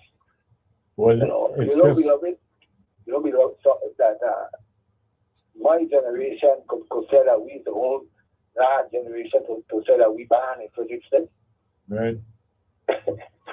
That's right. That's right. And with that incident talking about that, in a way, like without that facility down there, I understand that she could have get any kind of help. And we already don't have a hospital. We don't have a health care. We'll be saying this over and over again. This is by design, and who are around here, who healthy and everything, keep up the health, because you never know. Glad to hear you back on the radio, man. Glad to be back, my son. Glad to be back. I won't be the first winner for the year. All right. Well, just about an hour to go. Let me see. All right. Stay strong, big man. Yes, sir. All right. Sure, we get it. All the time. Yes, beloved. This is our history. But after the fire burning at St. Croix, you got a visionary generation came into being, and the St. Croix Labor Union was the result of this visionary generation that came into being. And it was, beloved, the kind of leadership that we needed here. And I mean, let's face it, the St. Croix Labor Union came into existence in 1915. And in 1916, January of 1916, you had the first legal strike right here so in St. Croix. And that was the St. Croix Labor Union is the first legal labor union to take place in the entire Caribbean region. So that strike that took place January of 1916 was the first such thing to happen in the entire Caribbean region. And here we are in St. Croix, who was leading the resistance, leading the revolutionary movement for change. And beloved, as a result of that strike, January 1916, the St. Croix Labor Union came into being. And the planters had to give in. So that by 1920, 4 years after having the strike, in 1920, beloved, the wage had gone from 20 cents a day to $1 a day. Now, nowadays, that sounds like, man, peanuts, 20 cents a day, $1 a day. But you got to realize the St. Croix Labor Union was able to get a 500% increase in the money that our ancestors were making here cutting cane. From 20 cents a day to $1 a day. That's a 500% increase. And beloved, what happened? What happened? The colonizers was able to give a union for Morris Davis. The colonizers were able to get a union for Ralph Chabot. And before you knew it, beloved, they were just internal struggle. These new unions, backed by the colonizers, out to bury the St. Croix Labor Union.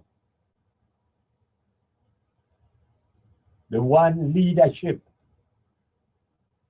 that held out for the St. Croix Labor Union for a time there was Ludwig Harrigan. The same, or used to be Harrigan Project in Fredericton. It done not run the place now.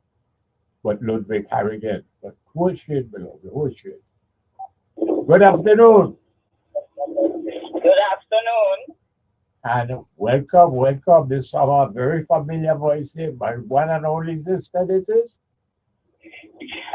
Good afternoon to you. Good afternoon. Well, you have a good time because we're talking here about how much help we need as a people. And I think you want to talk to us a little bit about the election process and paper ballots and this kind of thing. Well, we need all the help we could get him some because uh, things ain't going right at all. So, welcome, welcome, welcome. Thank you much. Yes, I do. I'm calling to talk about Bill 360187, which is set to be discussed, debated in the committee, Senate Committee on Government Operation, Veterans Affairs, and Consumer Protection on Friday, January 23rd. That is the committee that is chaired by Senator Avery Lewis. Vice Chair is Senator Noel Francis, and the committee members are Anna Heiliger, Carla Joseph, Gittins, and Frankie Johnson, and Ray Fonseca. And I'm saying the committee members because part of the plea that I'm making here is for those people, those of us who want to have the choice. Folks, make sure you understand, we're not looking to do away or saying we don't want machines anymore. We are asking to have the choice to have the paper ballot, but to have it in the process that it is supposed to be dealt with, which is to be free of any machine. Okay? So when you use the paper ballot, it will go in a special ballot box, and when the election the voting centers close, those ballots will be then taken out to be manual, the votes on those ballots to be manually counted right there at the voting center. And that, folks, will be a very transparent. You can't get any more transparent than that. Those of you who are young would not know there was a time when we only had paper ballots alone, and the people who have certificates to be what they call poll watchers, they're allowed to stay in the voting centers when they close, when the voting process is over, and they can stand or sit on the side of the area that they're doing, they count the votes for the paper ballot and see and hear everything.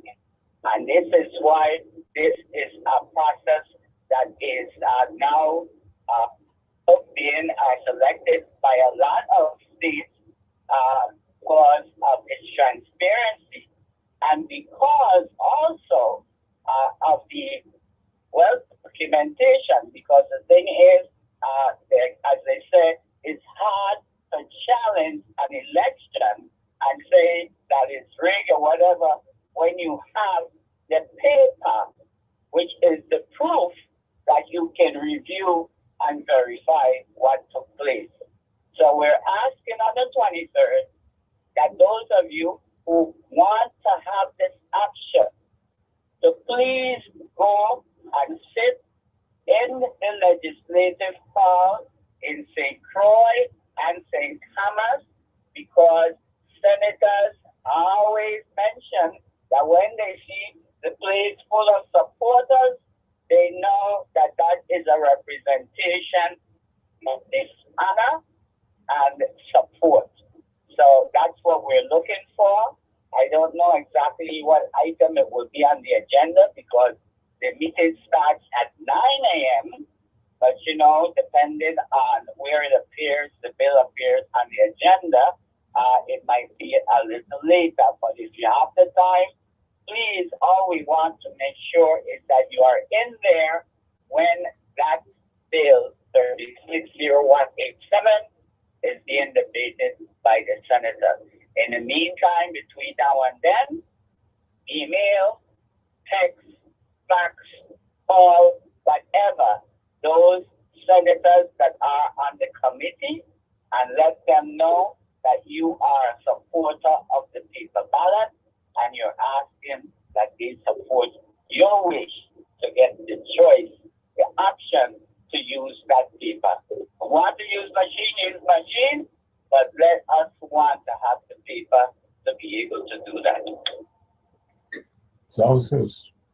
Sounds like a great idea, and I congratulate Senator Johnson for, pushing it, and we could only hope that all goes well, and that by this November, we have the opportunity to make a choice to avoid the machine if we wish, and to use paper ballot. Well, if it doesn't go well, it's because we ain't got the people in the house, because we know. And we've seen by experience, those of us who have done, when the house full of people, the senators, all they say is, what? It's full. Next thing you know, everybody voting here. Thank you much, and I continue with your history. Thank you. Thank you very much, beloved, my one and only sister there. And beloved, again, please mark your calendar. Friday, the 23rd of this month, the legislature, and well, we used to call it Evening Hill, but right outside of Christian Center here, where the legislative building is. It's bill number 36-0187, and as my one and only sister made it very clear, if we could have a full house, it is in our best interest. So let us get out and get ready for Friday, the 23rd of the month. Beloved, lick your cream. Because Upshaw ice cream is just so good for your soul.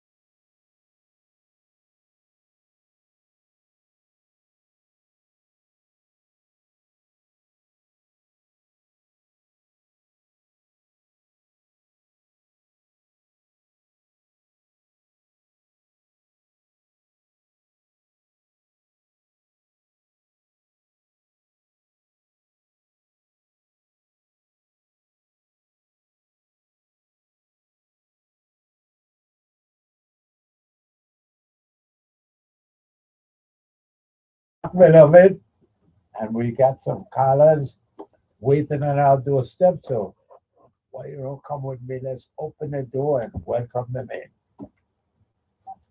Good afternoon to you. Yeah, Mario. Welcome back.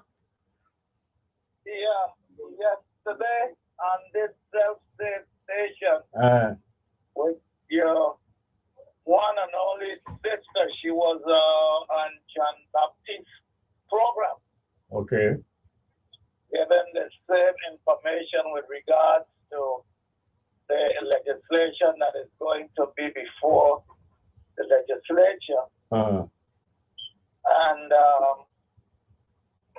of course, I had a chance to call in and talk also. But there's a caller that I expect will call you in short order, because that caller seems to be an advocate for what is called the digital age.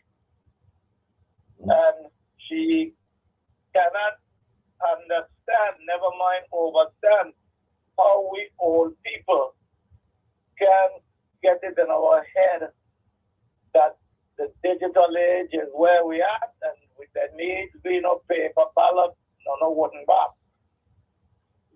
Mario, let me say something quickly. I'm listening. Go ahead. Huh? I said, go ahead. I'm listening. Yeah, okay. No, I've been on the board of elections back in the 80s. And it was then that it was determined that we need to go to electronic voting devices. It did not specify no particular machine.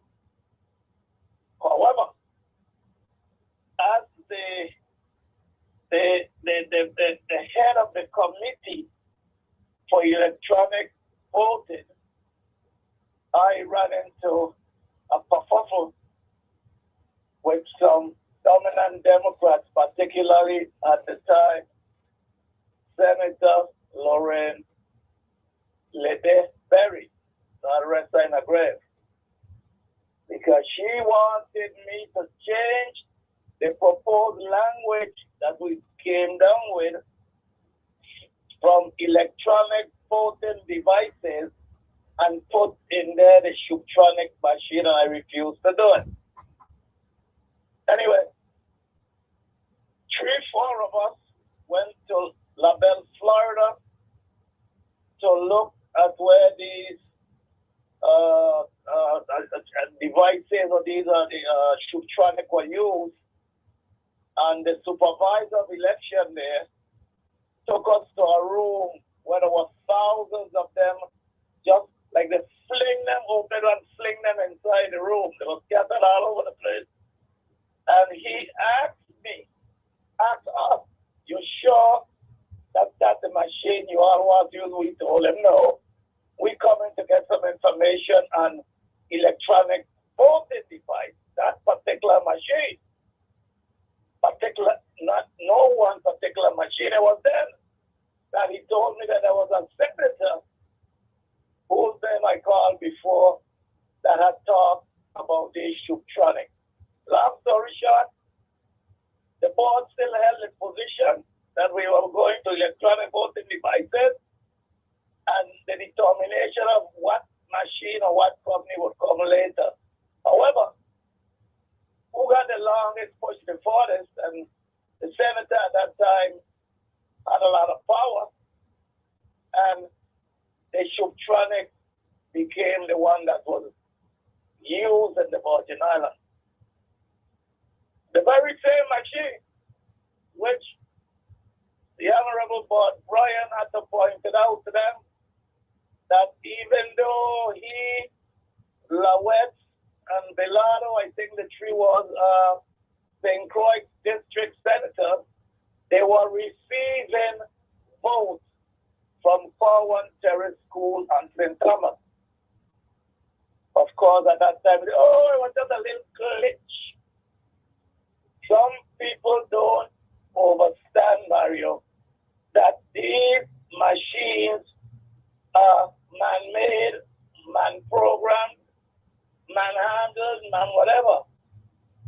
there's a thing called GIGO, garbage in, garbage out. And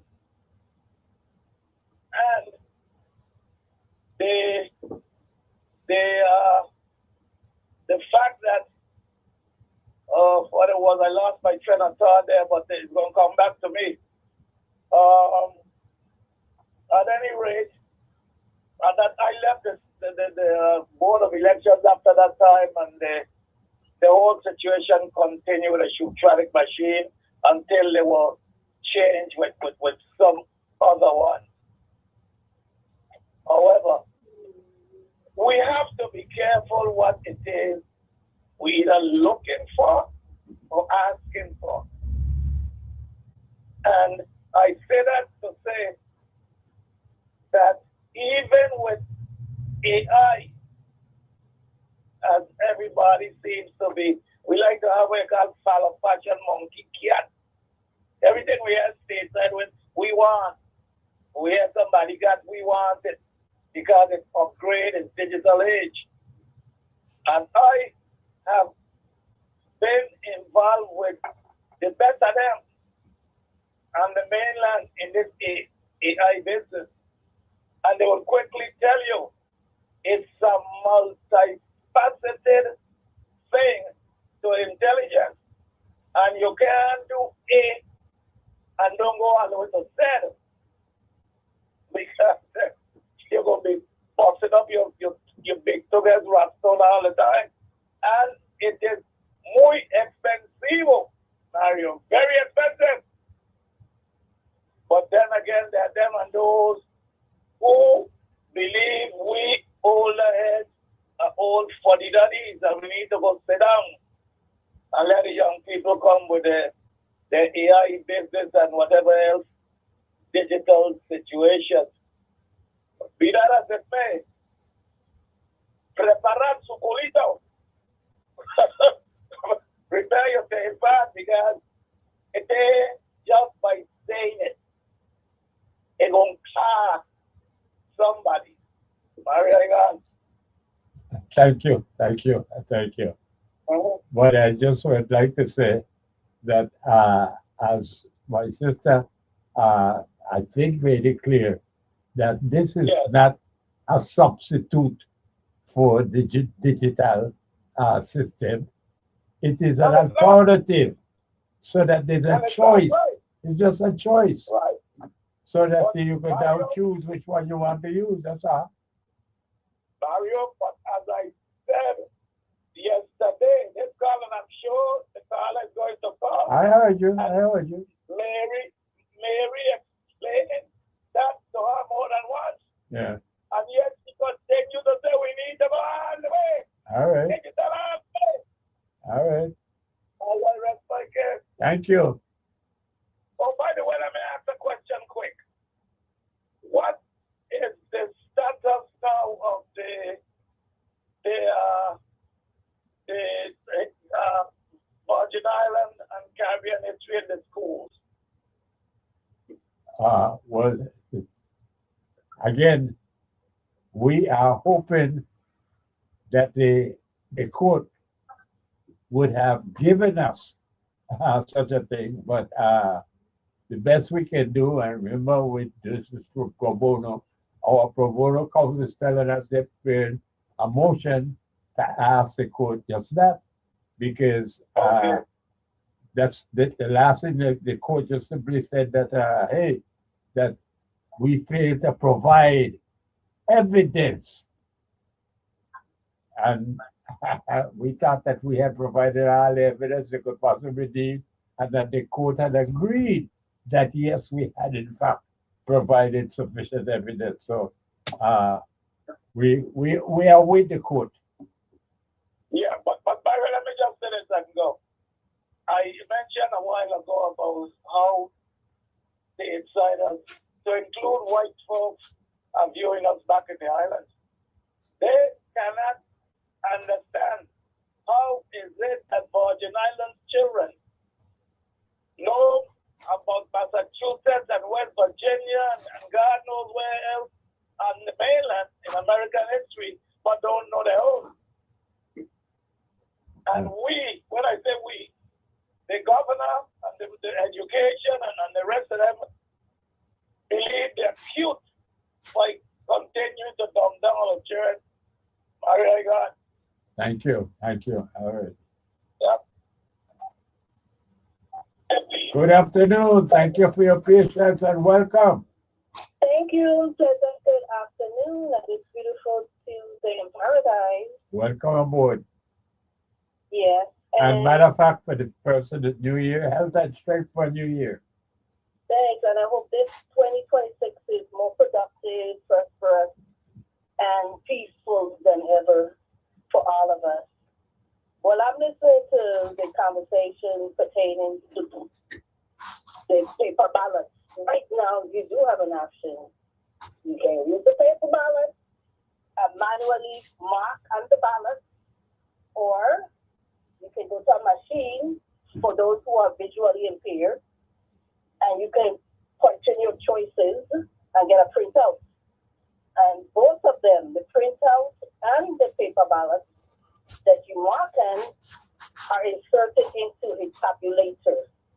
I am pushing for the use of the tabulator because it would be an honor to the former Senator Albert Bryan.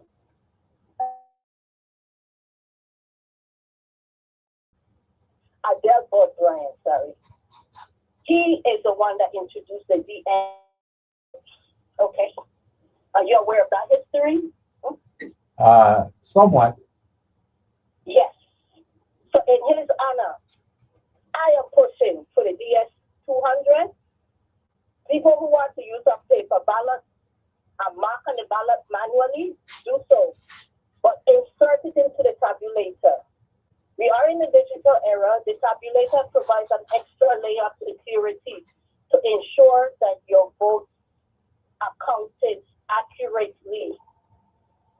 In my opinion, is regression to go back to where we were prior to the DS200, when we had no tabulators. We could have an accurate count faster, get the result faster, the same night, unofficially, of course, because they do count the absentee ballots last.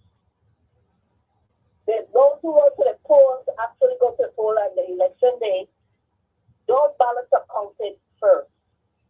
Then comes the absentee ballots and the provisional ballots. For those who have a fear of technology, you could use the absentee ballot. You don't have to be away. You could be living here. If you're a senior, you can't get out, you have some mobility issues, you could fill out a paper ballot. Those ballots are going to be counted manually, but they are counted last. So, and as far as teaching Aboriginal history, like I've mentioned before, I am promoting an initiative called the Shanti Project. I want every Shanti in the islands, the three islands, St. Croix, St. Thomas, and St. John, to be named after a native Virgin Islander. And I want our history and culture to preserve in perpetuity, because I want the official symbols that represent us to be displayed. The bird, the flower, the dish, the flag, the fabric, the flag, etc. And last but not least, the music, which we know is Kunde music. And that is something that could be sort of like a social hub. I don't know if we want to maintain the name Shanti, could be named something else, because I see these Shantis used more than a veteran bus stop. I see people even occupying the Shanti as a temporary shelter. But we need to have these Shantis under guardianship. They need to be maintained. I think it's a disrespect when you name something after someone and then it's not maintained. Like, for example, the new Elena Christian Junior High School located in Princess. It's a shame. Have you seen how that building has been neglected, abandoned? A public building. There should be a law against that. no public building named after someone should be neglected, abandoned, because the same thing with the Evelyn Williams School, other schools here. These schools are named in honor of Virgin Islanders, and I think it's a disgrace. They have not been maintained, and our history definitely is something I'm passionate about. We have a rich history, and I think every day gets even more enriched. Now, I know it's controversial what the governor has decided to hire what do you call a media production company to document his time in office. But at the same time, you will be getting a piece of Virgin Islands history. He said you can't deny a fact. He's a ninth elected governor. He was elected two terms. So even though it's highlighting his administration, it cannot be not mentioned where we reached to this point. We started off not being able to vote for our own governors. We had appointed governors. Now we have the opportunity to elect our own governors, and anybody who, because of some technophobia, afraid to use a machine, going to decide they're going to stay home and not be part of our destiny. We need all who are eligible to vote to participate in the process, because if you don't, the decision will be made for you. And if we continue to be governed by the Revised Organic Act of 1954, we're sending a message to the United States government that we're not capable of self-government. If we can't get our constitution together, you know, it took only about 4 months to draft the U.S. Constitution. Yeah, 4 months. Again, And we might I ask you for a little clarity there? Which U.S. Constitution are we talking about that presented 4 months? I'm talking about the U.S. Constitution that is the supreme law of the land.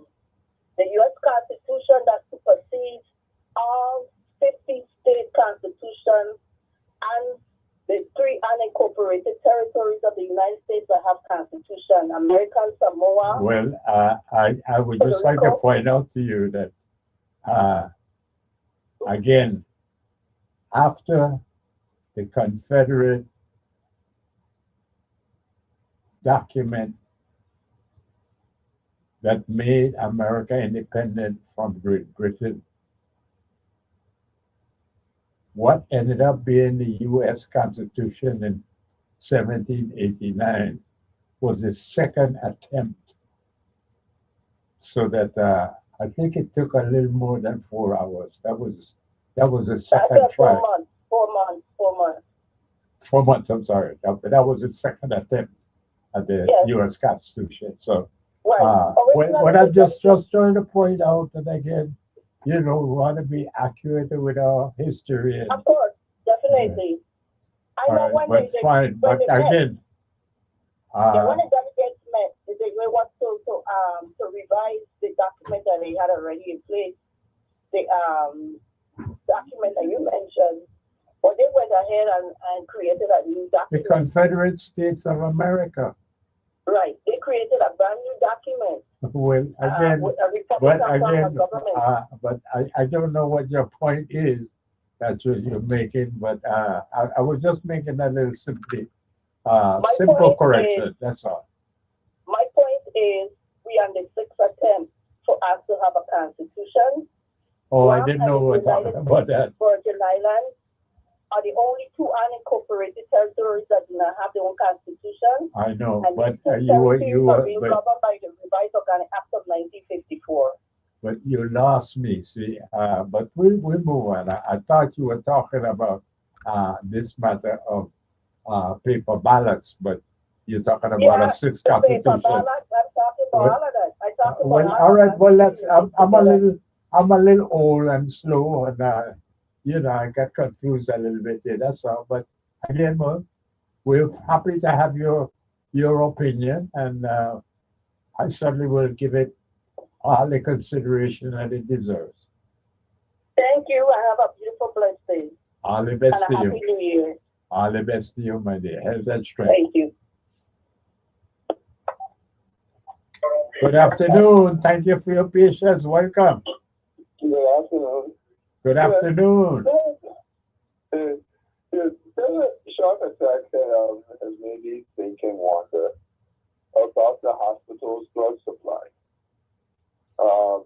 I can't say I've ever heard of them doing a drive. And, with the current complaints that they were asking families and people coming into the hospital to bring their own pain medication, it makes me wonder, what our blood supplies are like. Is any, are they up to par?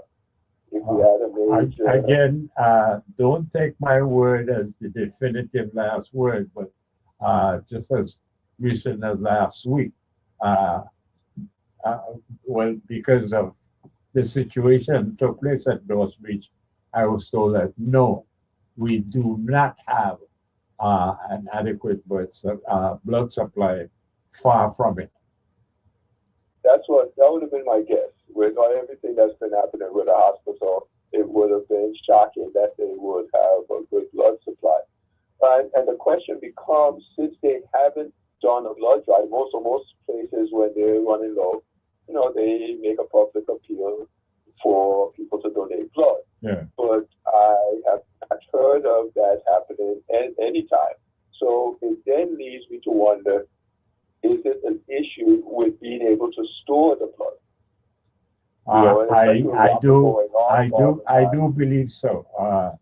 Because again, while I cannot be more detailed about it, it is the fact that the system itself, is dysfunctional.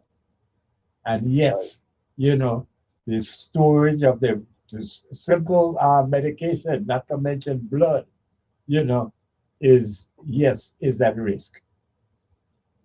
Yeah, and with blood, you have to refrigerate. Yes. And so you need a reliable source of power. And it's over the years, it doesn't sound like the hospital has that. It does not. That's what I'm saying. It's yes.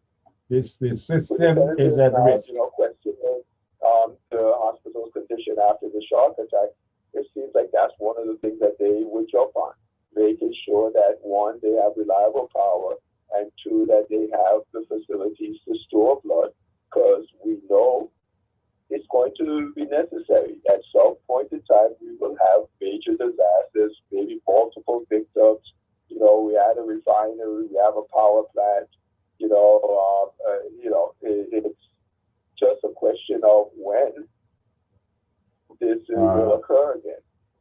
I wish I could agree with you, but I can't. I think that you are more fantasizing a dream to come true than anything. But I think you are missing the point when we say that our healthcare system is dysfunctional. It is next door to non-existent. It is that bad. Yes. So even to get to this point of even being able to want a good blood storage facility is there's so many things that have to happen before that. Thank you. Yes. It is that critical, but I think I've said it a couple of times this afternoon already, but when it comes to education and healthcare, you just can't get any worse than we are here in the Virgin Islands right now. Yeah, that's sad. It is. But even the sadder thing, I've heard people say, defending the hospital say that that victim would have died anywhere in the world, as it was known. And I'm like, I have read of so many attacks that they haven't died, where they have taken the arm from the shoulder off. Or in fact, one lady in the Turks and Caicos, her two hands were taken. Well, her hand was taken on one hand, and the other arm took it from the shoulder down, and then also I think hit her in the thigh, and she survived in the Turks and Caicos. You know, of course, I'm sure they airlifted her to Miami, but they would have had to have stabilized. I mean, they could have airlifted her bleeding out, you know, all the way to Miami. Right. You know, from a shark attack, she wouldn't have survived. Well, So you can they expect. said, I'm sorry to say, but I said that you can expect that there will be, you know, claims from many political levels of this dysfunctional system that we have here, to let one and all know that, hey, you know, it's not all that bad in the Virgin Islands. It could have happened anywhere. Nonsense. yeah. You know, And that's it happened in the just Virgin not- Islands because it is that dysfunctional in the Virgin Islands. Yeah, and that's the thing. You know, people, I guess, they try to protect, you know, and the thing, but you know, you're talking about a hospital that we all depend on. You know, if it's not working, we should not be trying to give people the impression that it is. Well, When it's but clear. that's where we are, and we hope that like callers like yourself, as we get into this year, it would be immediately after Carnival and St. Thomas is when, you know, politics takes center stage. But we need to try and cultivate candidates that appreciate our dire situation. Yeah. And so that if anything else, Stop that, you know, and we let us talk about the issues that, you know, that need to be confronted, so that whoever the candidates are, that they will at least, you know, feel obligated to address them. Yeah, and I think you're right. The healthcare and education are two biggest, and if we solve those, I think many others will, especially with education, many other issues would fall in place. You know, violence, you would have less violence. It's known educated people tend not to go to violence as much. You know, and so a lot of our issues will be solved if we focus on these two and get them to an acceptable level. We keep it hope alive. Yep. All right. Thanks for the time. Thank you, thank you, thank you. Good afternoon. Yeah, Mario, I called back really to share something with regards to the physicist. But I just need to mention that I am not clairvoyant. I am not into high science. The only thing I know to do well is how to make dollars. And I thank God for that. But I told you the call was coming and it came. Anyway, with regards to the situation with the sharks, I was made to understand maybe for Deutsch Beach, it was a phenomenon or something that has never been seen, maybe at all. Well, it's just that it's one of the most popular beaches on the island of St. Croix. It happens to be in Frederickston, but it is a beach that anybody here in St. Croix, whether they are beach going, is familiar with Deutsch Beach. You know, Yeah, I know the beach and well. all right, and that's why it commands attention. You know, because when you have predators in those waters, it's frightening to a lot of of our community. Very True. frightening, very frightening. All right. And you know, it's funny because on this same station, I asked, I think it's Abdullah Zaban, some pastors from time to time, and I took the opportunity to ask them if such a phenomenon of this multiplicity of sharks in one area is that might be one of the signs and wonders that biblical the Bible talks about, and he said was not. Anyway, I have had opportunity in my short 80 years of life to see some situations with sharks in abundance. I saw it in Anguilla, and when I worked at WAPA, I saw it in Frank Bay, St. John. Frank Bay, St. John is the exit point to the submarine cables that were laid on the ocean floor from Cabrita Point, St. Thomas, to bring current or power to St. John. And those cables from time to time blow, and we have to dive them and flow them up on a barge and repair them. And many be the times we go out there, there are so much sharks around as if they are there to say, this is my home, or you get up and I leave the cable them alone. But they are there in such abundance. So we would, of course, have on some protective situations. We have the divers that have on their legs what's called a fluorescent dart, that you're watching the shark, you gauge them up, and as they get too close, you stick him, one kick, and you stick him in the guts, the nose, wherever. But then what that does is cause more bleeding and more blood in the water, and then more sharks. You see? But it's a thing that, you know, some people say, and they say jokingly, but sometimes it could make sense. You go down in somebody else's home.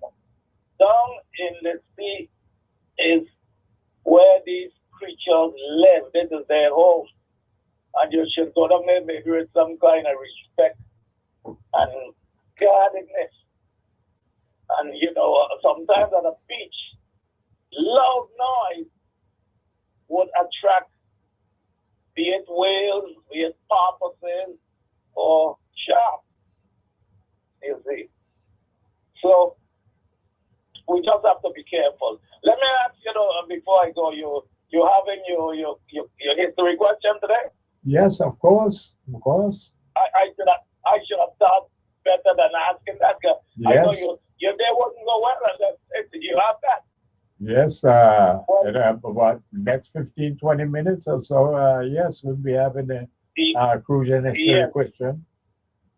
Well, I left last year. I left out at 9, and I hope to come to 18 in this go round.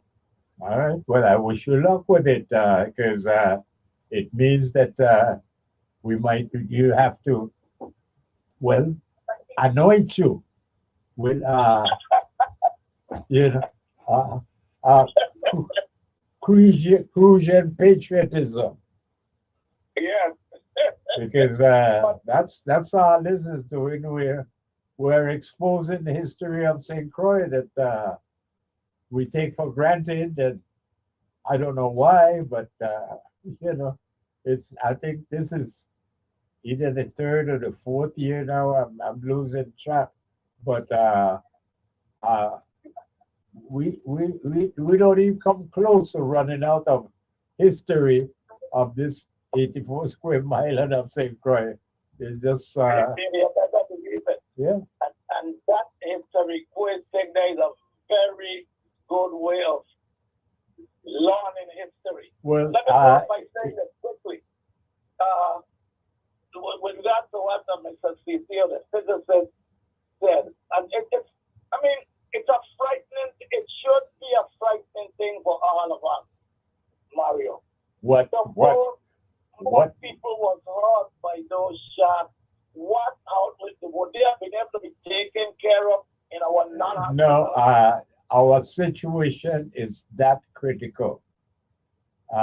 You can't over state hyperbole, any kind of exaggeration. It's that bad that you cannot, be accused of overestimating our desperation. It's that serious. But Mario, to that, and again, the people on the mainland that I listen to these programs where they're asking, where are the people? Why they don't get up on the tail and fight and demand that these things be fixed and thing, and do not let the governor say anymore? Because when I asked him with all these problems, he said he sleeps well.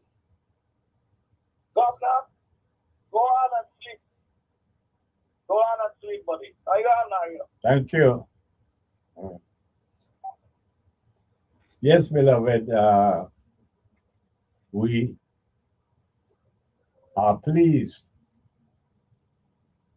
actually proud, to be a part of this Crucian history question that beautiful Aisha came up with. And I just can't give her enough credit because people, whenever they confront me out on the street, at some point, the conversation is going to include the Crucian history question because it's that popular. People enjoy it, they look forward to it. And again, all I can say in response is that I wish that our authorities, our governmental authorities, would pay attention to how interested our beloved audience on this platform, how interested they find themselves attracted to the history of one of the Virgin Islands of the United States of America, because that's how we are. St. Croix is just one island. And it speaks to what we're missing out on. And beloved, we here in the Caribbean, and again, we in the unincorporated territories of the United States of America, we don't have the political sophistication that our brothers and sisters do in America. Like, you could speak of the 1960s in America as an awakening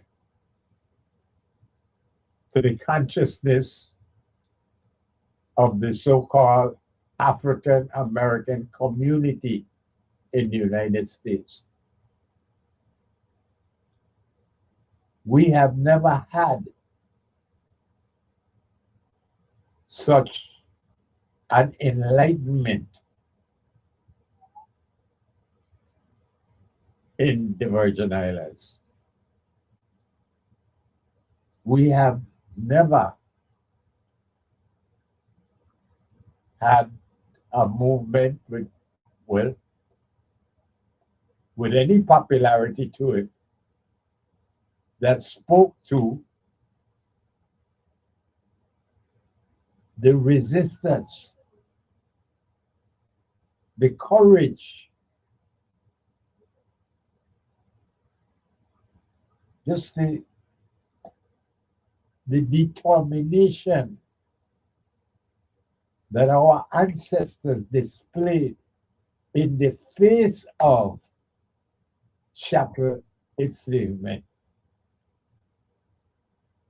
And it troubles me to no end that for over 200 years, our ancestors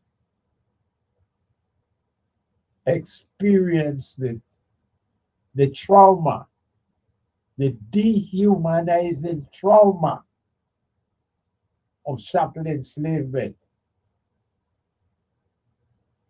And once we were given the authority to elect our own government, it's hard to believe, but here we are. Never have I had a government that took any cognizance, including the present government. Never any cognizance of the fact that as human beings, we were deliberately dehumanized, made to feel inferior, made to feel that if we don't depend on white people for our survival, we simply wouldn't survive. And beloved, just to study our history will prove how wrong that assumption is. But then, beloved, they won't allow us to study our history. So we don't get any appreciation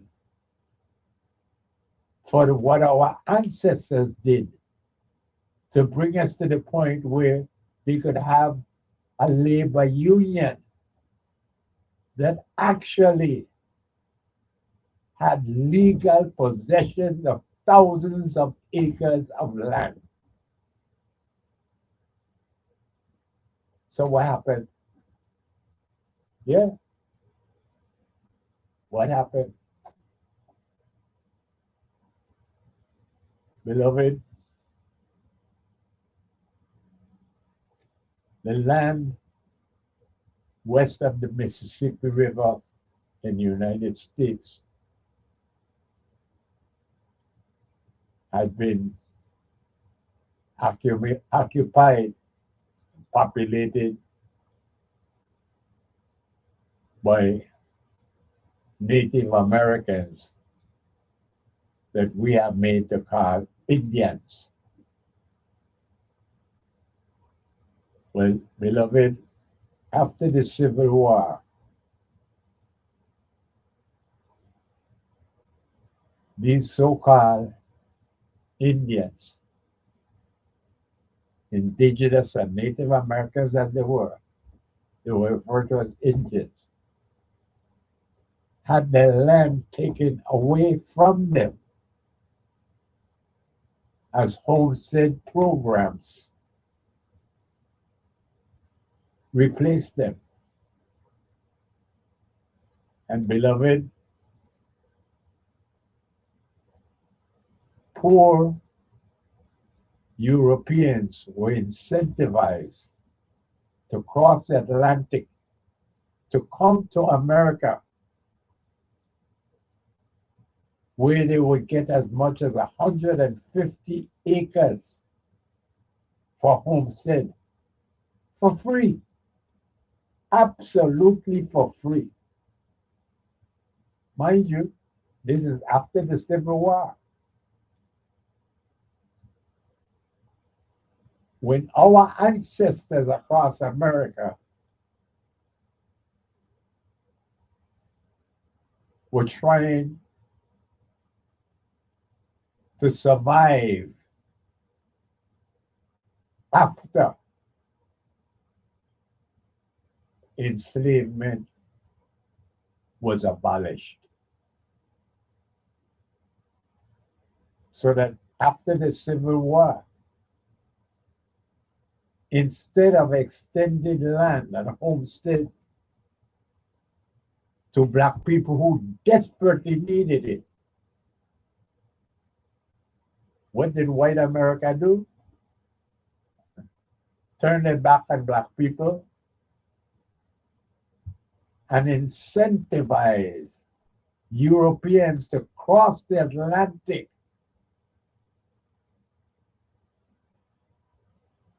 to come to the new America and establish themselves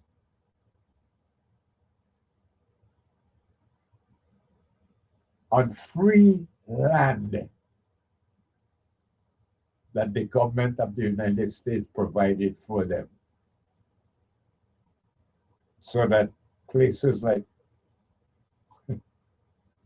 Nebraska, Oklahoma, Montana, North and South Dakota, even Minnesota, that's in the news, and the beloved, these were lands that started out as home states.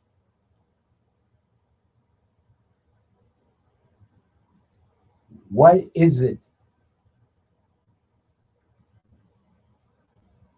that even though we successfully had a minimal homestead program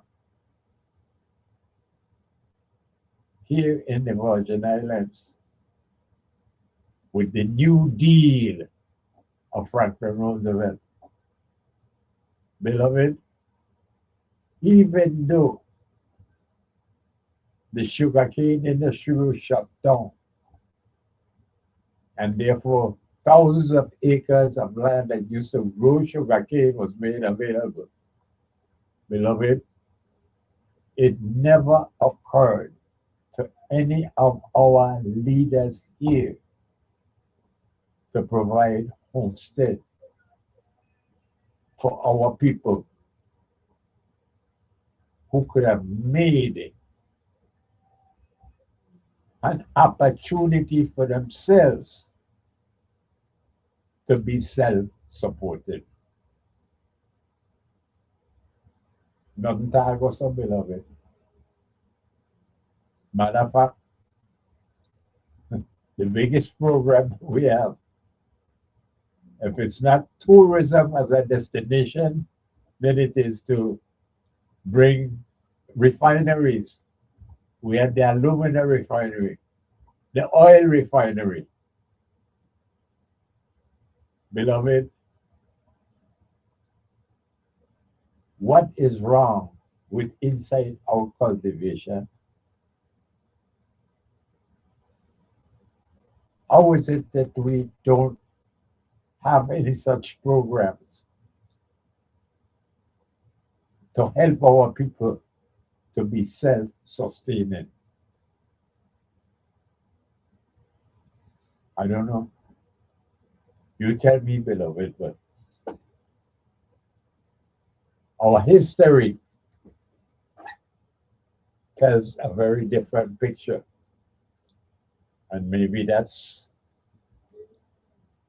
the reason or part of the reason why it's such a challenge to teach our history to our children. I don't know. But beloved, it is that time. So we are going to take our break so that we could come back and have the excitement of our Crucian history question with our beautiful Aisha center stage. So lick your cream The lamb shank ice cream is just so good for your soul.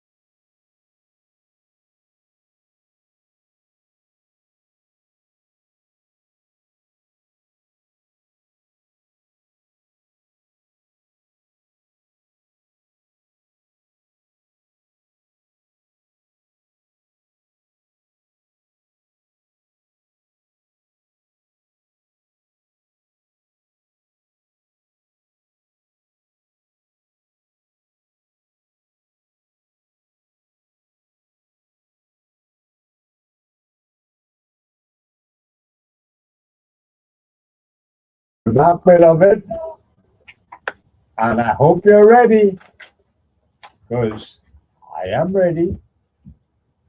Beautiful Aisha is already center stage, ready to do her thing. And so, beloved, we want to, well, have a little excitement as we will learn a little something about a plant that is, well, I can't call it a bush, and I can't call it a tree, although it's closer to a tree than a bush, but it grows out to be a small tree on the base side. Just wanted to read one secret beside it. You could run into what we know as manganese. That's right, manganese. A lot of us call it manganese, but I think that is manganese is the way how we should know this. White people have called it little green apples. And that is what looks like a fruit that does grow on these manganese trees, bar trees.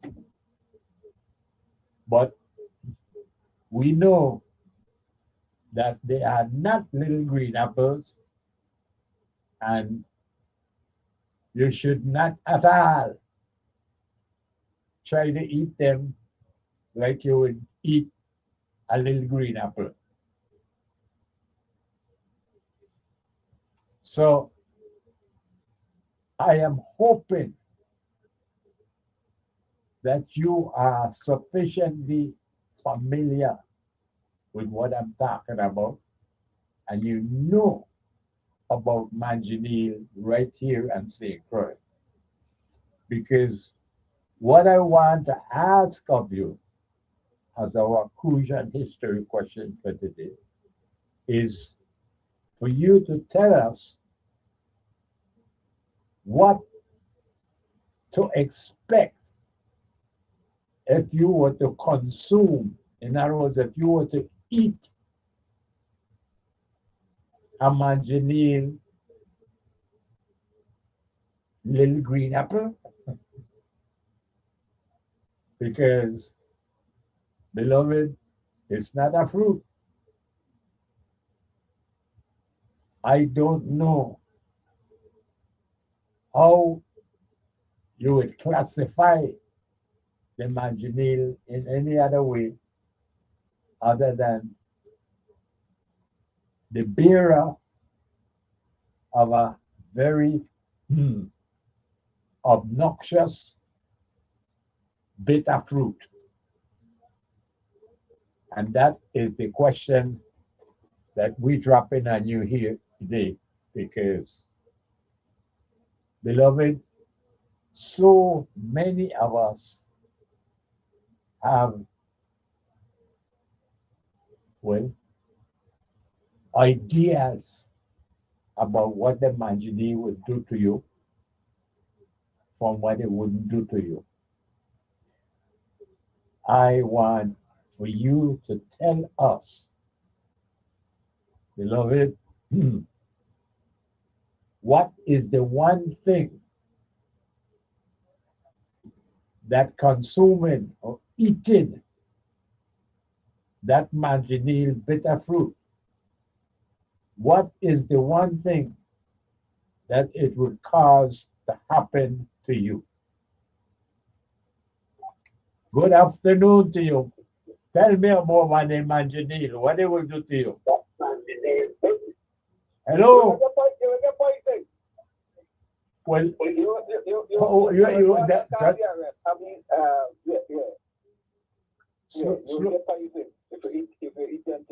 slow down with me. Yeah. Because when you say you get poisoned, that means so you go dead. You gone quiet. What do you mean by poison? What poison mean? Okay. Not okay. I want you to tell me because weed and come again. Good afternoon. What we want to know about the Manjadil because everybody got their own story about it. And I want today, you know, son, to straighten it out for you to tell us what will happen if you consume, in other words, if you eat that bitter fruit from the Manjadil tree. Okay, good afternoon, Mario. Good afternoon and welcome. Yeah, thank you. Happy New Year. Yeah, I would say it would mess with your eyes. It could cause like a temporary blindness. It could cause a temporary blindness. Well, Yeah, that is better than you get poisoned. You know, Okay. but I would say again, wheel and go again. Okay, You understand? Okay, bye-bye. Alrighty. I want you to tell us, you understand? Tell us the one thing that eating that bitter fruit, that consuming that Manjadil will do to you. Good afternoon. Mario, Yes, I listen. all this thing about the day go to your bike, yo. It was bite. Look, when we go in the bush, we got to go over there to go with the pick and rubber one skin. It just bite us. Yes, that is true. It does bite you. And if you eat it, yes, and it will burn your mouth and kind of thing. Yes, yes. No, Yes. you can't It's a, but you got bite, yo. yes, well, that's okay. Well, that's what you call it poison. Well, I want to know, and before we done here, because you know we got until 4 o'clock to get to it. We want to know, you know, what is it that happen if you eat it? And yes, it does burn your skin. Yes, and you eat it, and it will burn your mouth too. But we and come again. Good afternoon. Yes, Mario, good afternoon. Good afternoon. I hear the big man noise, son. All right. Give me the answer. Tell me what will happen to you. I think it will swell your mouth and inhibit your breathing. You understand? When you are as close as anyone here comes so far. You're as close to it as anyone so far. But right now you got to wheel and come again. Good afternoon. Good afternoon, Mario. How are you doing on this most beautiful day? Hey. Beautiful year. I am trying to be as well as you. You sound like you're doing good. You want some ice cream? Tell me what happened when you eat the Manjadil.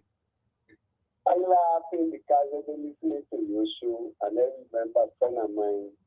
He was in a bed, you know, and he ate one, you know. Yeah. His tongue swelled up with some big. Beloved, And he this, no. I will stop you right this one because that's the answer. Don't go too far. You know, it is your tongue that swell that you can't even talk. you can't even close your mouth. You can't. Yes, right. You understand? Beloved, that is what you need to know about Manjadil. You eat Manjadil, you understand? Your tongue is going to swell so much. You can't even close your mouth. You can't talk. You can't eat. You can't do anything. The tongue swell like somebody got a fist inside your mouth. You're laughing, but that is the truth they're talking about. You know, you get poison, all of this. I want everybody to know, you know, what happens. The big thing is that it will swell your tongue. That's correct. Swell your tongue to a size you never thought your tongue could be. You understand? Some people will experience the swelling too. But the funny part was the tongue because they couldn't close their mouth. No, wait, but this is just it. You know that again, you would not have any idea. You can't imagine how big your tongue could get. until you eat some manzanilla. Because it is like your tongue come like you got a fist in your mouth. Yeah. And Like- by the way, in my household, we used to call it manzanillo. Like to say, got some people who call it manzanillo and other manzanillo. Yeah. We used to call it manzanillo. But yeah, I remember that one there. Well, I said, well, all right, well, no, well, you're done with yourself some ice cream, so we got to go through the whole thing here for everybody to know. You heard it. What you gonna give me as your name now? Say that one more thing? What are you going to give me as your name? I have to have your full name right here, and then Well, what ice come cream? on, man. Peanut, you don't know that peanut. He said, You don't know that peanut. Hey, listen, let me ask you a question, just out of curiosity. yeah, A black stallion there and the list of? no, they're not black stallion down the list, no. Okay, just asking. Yeah. Just So- come on, that was it. Let me show continue, but yeah, you don't know about Mr. Benjo. What they call it? Okay, but we're gonna leave it as that. What they call what is Bejo favorite flavor? Again, peanut and gooseberry. Let's two come in for to finish. No, you got it. You got to choose one. I said peanut. Okay, man. Peanut it is. Uh, Beloved, uh, Mr. Bejo is the winner, and his favorite flavor is peanut. You understand? Give me all kind of horrors I hear, my son. Yeah. But I already know. Bejo, peanut. Mr. Bejo, just remember now, you got to go to Armstrong Ice Cream before next week, Tuesday. You could go today if you want. But before next week, Tuesday, we want you to go and collect your winning. But beloved, Manganil or Manganil is something that grow on the bayside all over St. Croix. And while it is more a humorous kind of question than anything else, I gave it some thought and I said, yes, I'm going to make this the first crucial history question for the year 2026. Because we need to understand that's how dangerous it is to consume, to eat manganese. And like I said, we ain't like white people. We know better. Like everybody here said, you're going to poison you. Well, beloved, that is an amorphous kind of statement. He got poison you.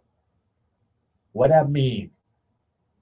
Because when you poison somebody, it could mean you kill them.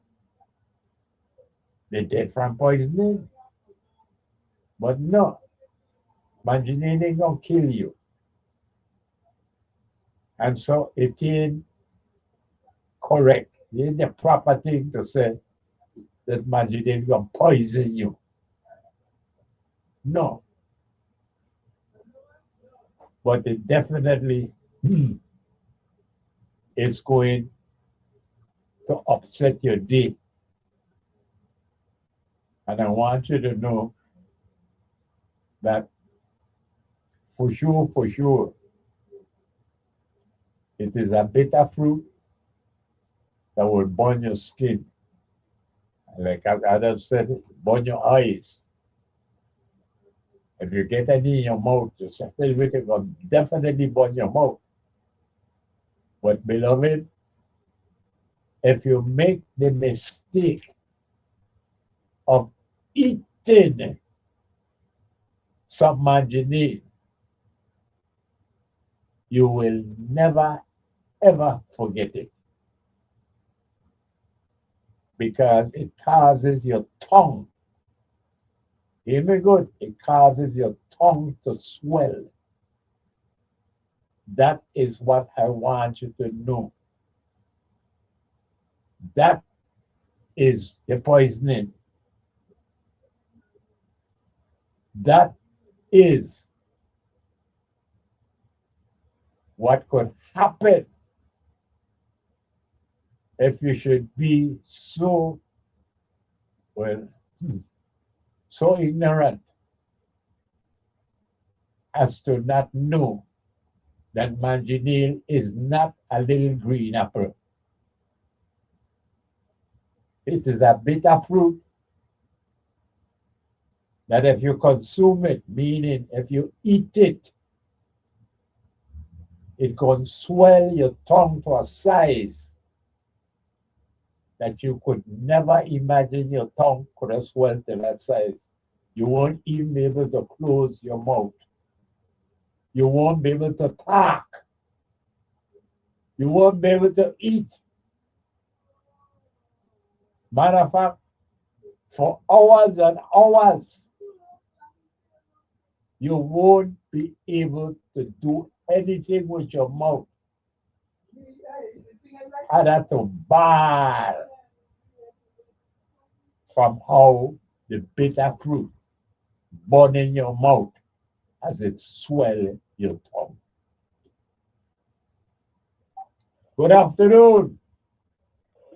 Man, me and you since last year, man. I'm moving. American Cahoon, man. Rest of myself, American Cahoon.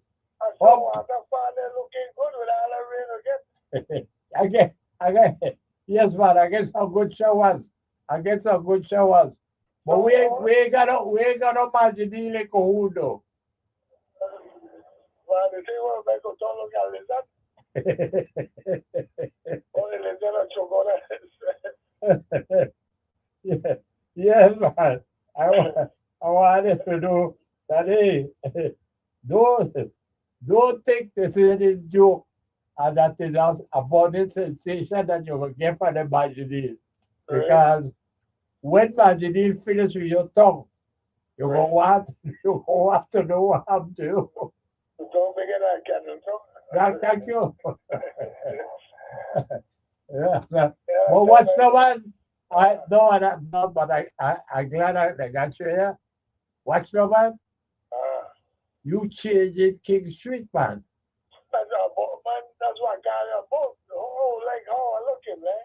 Man, I mean, you look like a big city, man. I mean, I said, what a thing, yeah. And the world so fast. That's the only thing that concerns me. I said, that thing going up so fast. Right. And didn't walk so fast. I mean, I hope they know that we don't get hurricane, you know. Well, I didn't want to shut up, man.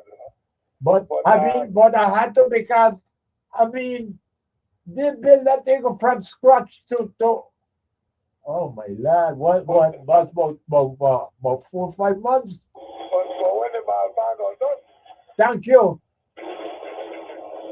Christmas gone, you know. Christmas come and gone. Yeah, and they say, I want to know if the government going to recharge them for when they are trying, remember that they around money for project delay or whatever. Yeah, suppose so. So hope that the government going to do that, you know. But you know, they're going to say, well, that was a different government. Because this thing started from all the way back to Turnbull government, you know. Yeah.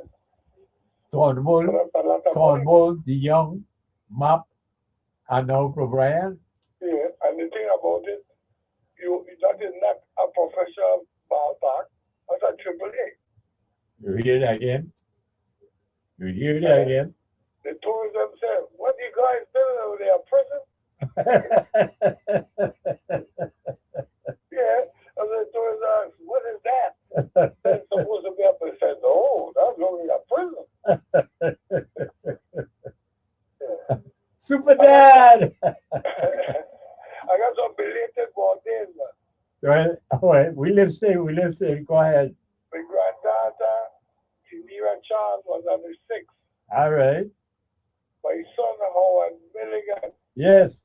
the lieutenant commander, when I was 38 years in the Navy. I hear you. I was on the 7th. And then partner, Rafael Conera, at the 8th. Yes. So that's how we go for the new year. All right. Well, you do your job. All I want, keep a lookout across the street there and the place because I want a place to laugh and I hate to have to say it, but I think I up so fast it frightened me, man. You know, but they might have done if the rain, if we had them a couple of days, weeks of rain. Well, that's something. That whole back. Imagine that now. Imagine that. Well, But what happened to the building building? so I waited to say. This is what was messing up my avenue, man. You know, but they were supposed to start in August. Yeah. We almost August again. Yeah. He Can we said, tell you which August they are? but that's what they said. We said August. We didn't tell you August of what year. Oh, man, we got a good point. We got a good point with that. But I hope that they ain't got much work to do, but we want to see some action happening in the building. For sure, man. But then, who got it back?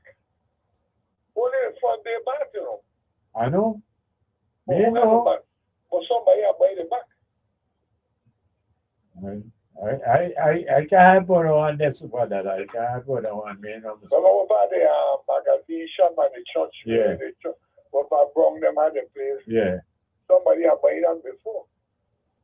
No, one question. Yeah. The part, this is the Latia, right? What have been there before? No. I never know.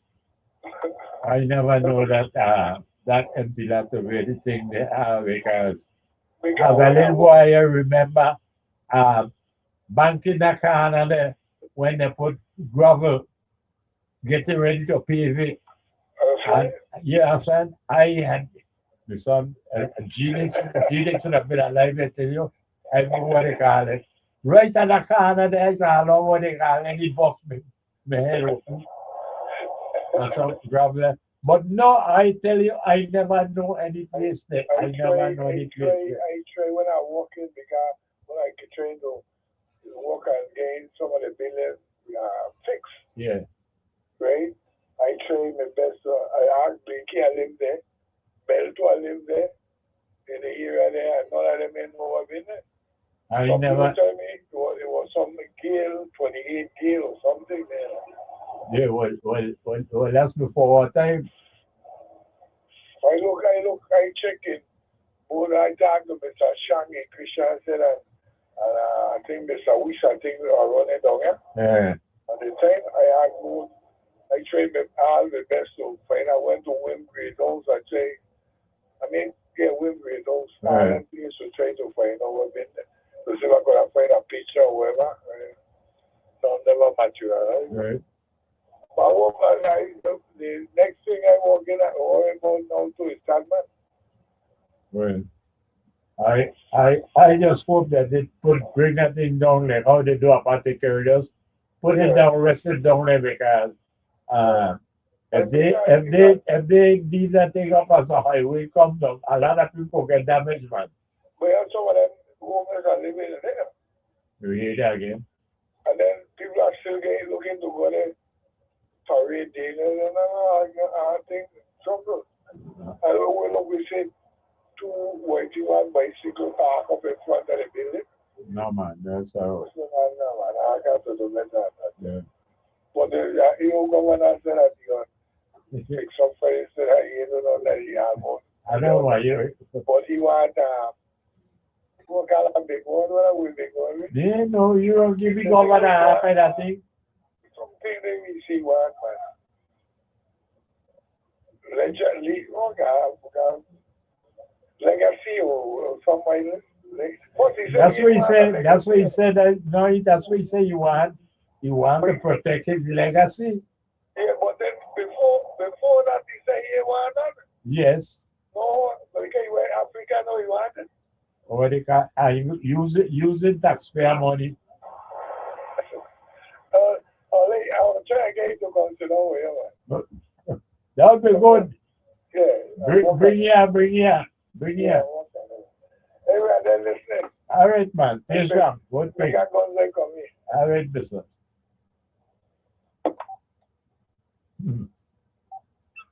Good afternoon.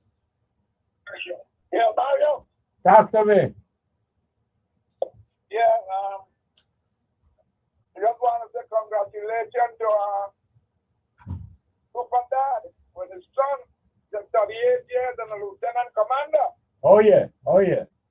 Well, I tell you, wait a minute. Why you think we don't call him a super dad? No. You should have known before. There's two different NFL players he don't produce or no. Yes, sir. NFL, National Football League. Wow. That's right. Well, that's very good.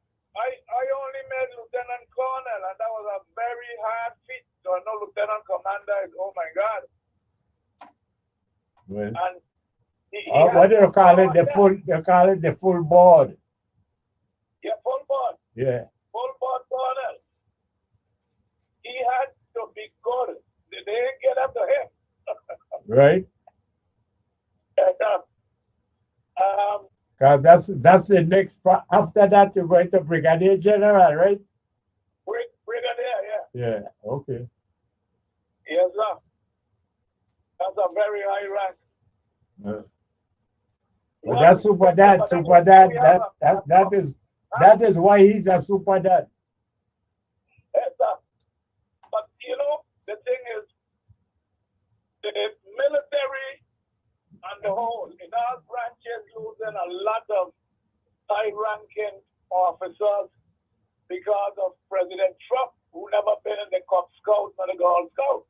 Right. And he wants to tell these high-ranking military men about strategy, and he knows nothing about it. Once he had both spurs. Once he had both spurs in his feet, so he couldn't go in the military. Well, he didn't go in the military. The black boy, them are going to get more than both spurs, but it ended up being there. Thank you. Some people ain't looking at that. They say this man is the best man. But, you know, it makes you wonder, really, where are we going back? Because when you're going to have high-ranking military people, black and white, he said, nowadays, I am going to retire rather than have to deal with his man. A lot of them retire. A lot of them do that. Oh yeah. Because I mean, you got to, how could you disagree with them? I mean, how in the name of God I gonna be there on all this rank and all this stuff? Some of them live 30, 40 years. And you just come at it, or they don't want to tell me how to run a military. Yeah. But it's a sad thing because I continue to say this is where, and people continue to say the United States of America is the greatest nation on earth. And I keep telling them, asking them how. We have many superpowers. Well, I gonna leave you with the superpowers right there. What we gonna do? Our top of the hour thing. for the last break of this first time for the year. Yes, okay. Go right ahead. All right. Lick your cream, beloved, because Armstrong ice cream is just so good for your soul. Nice.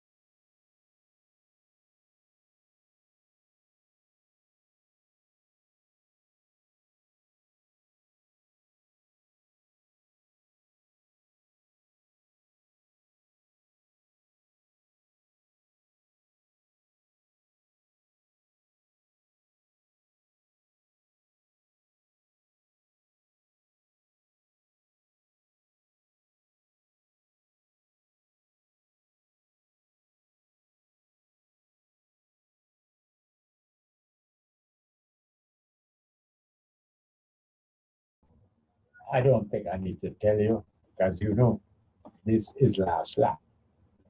And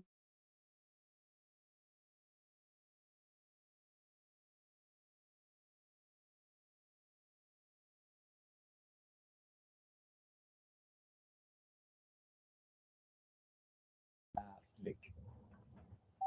Good afternoon to you. Good afternoon, Brother Mario. It's me, Good afternoon to you, Boss Pete. Bob Speed. That's my name. tell me again and I'll tell you the same. I love it. I love it. I love it.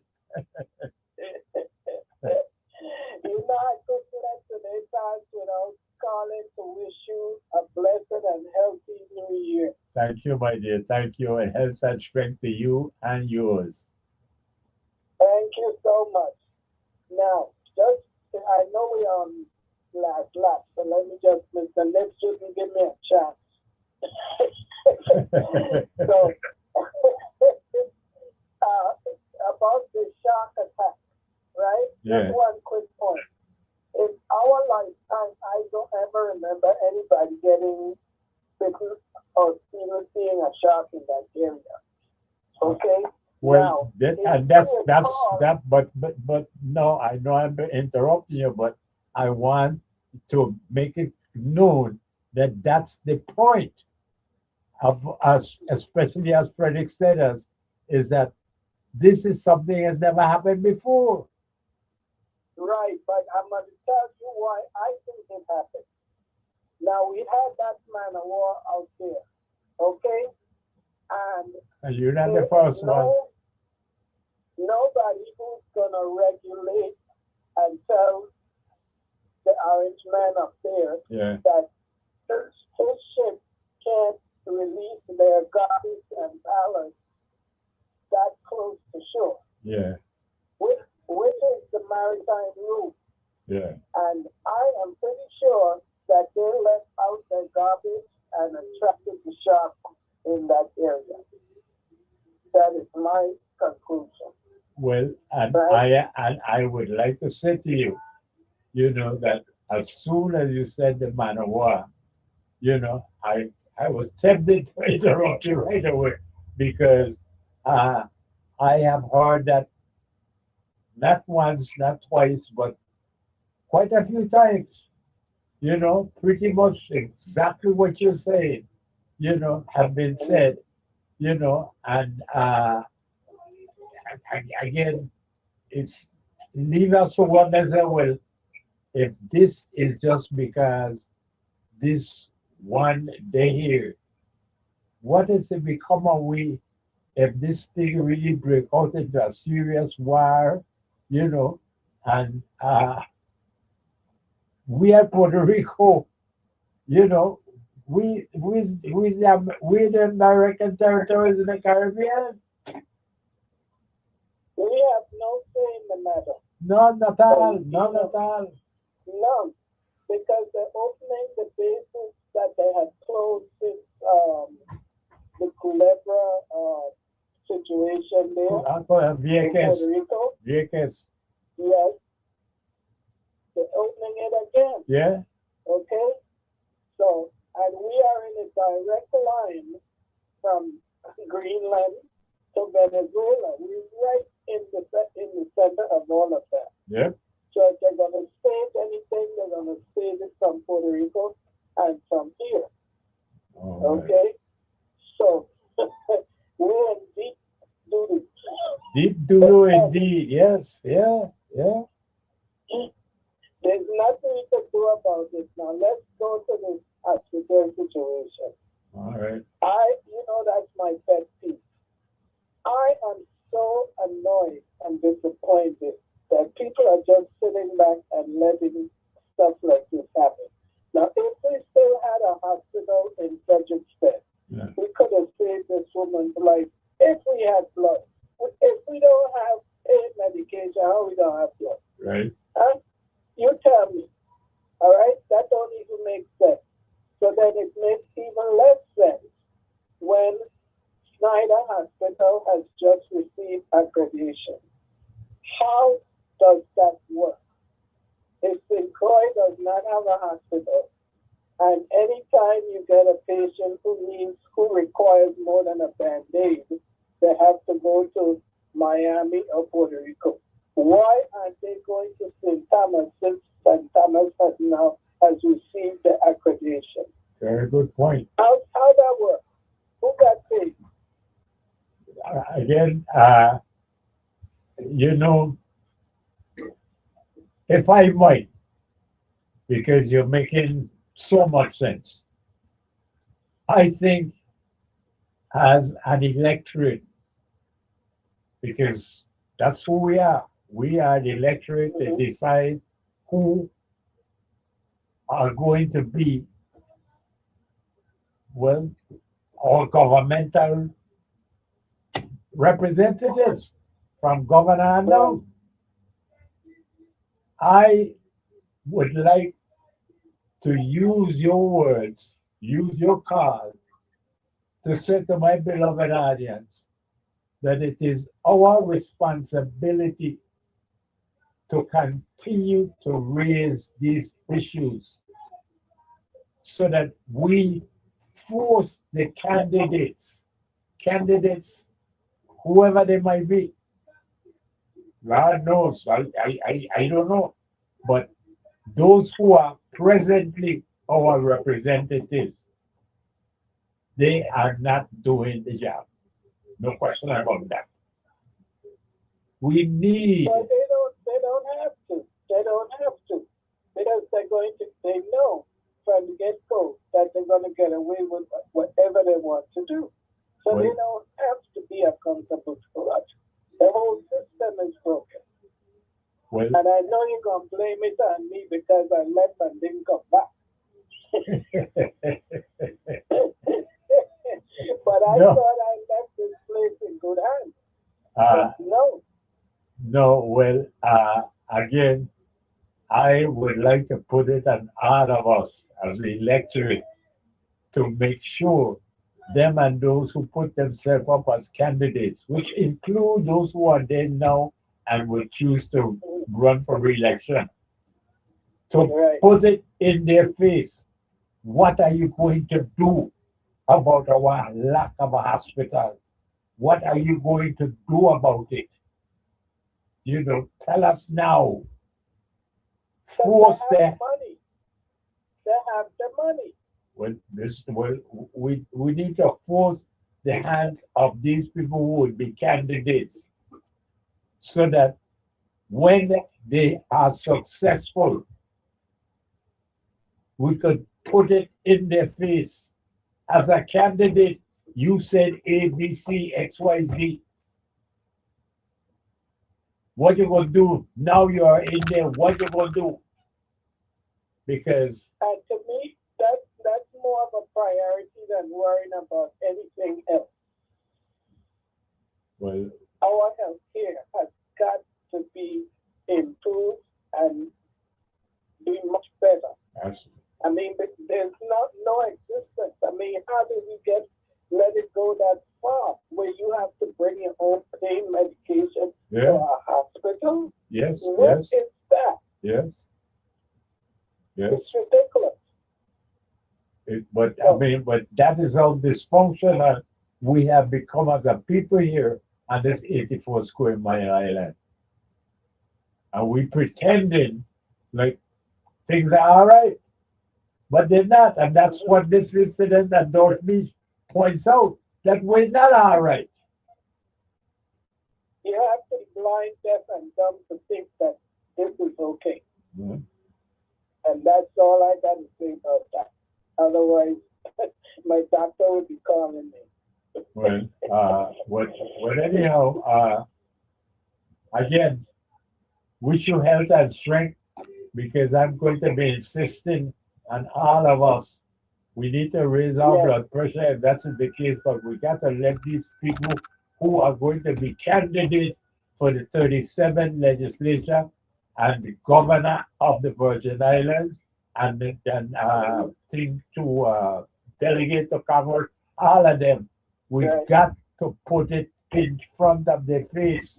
What you gonna do about Right. this? What you gonna do about that? What you gonna yes, especially what you gonna do about the hospital? Mm-hmm. So let me leave it there, my son. All right, we'll We'll do. talk again next week We'll do. and enjoy the rest of the day. Thank you. Okay. Take care of yourself. All right. All right. Bye-bye. Good afternoon. Good afternoon, my still on the air? Yes, you're on the air. Welcome, man. Sorry, a little bit, and I need to whether you know, so you can hear my voice coming a little bit. Oh, Mario, Yeah. I hear you talking, but we got to do the one with the candidates then. We got to make sure, as because we have really until May month. It's when Carnival done it in Thomas that the politics does take over. And it's from Gotcha. so it's from May, June, July, August, September, October, right up to election in November. And all I'm saying is that we need to actually confront the candidates.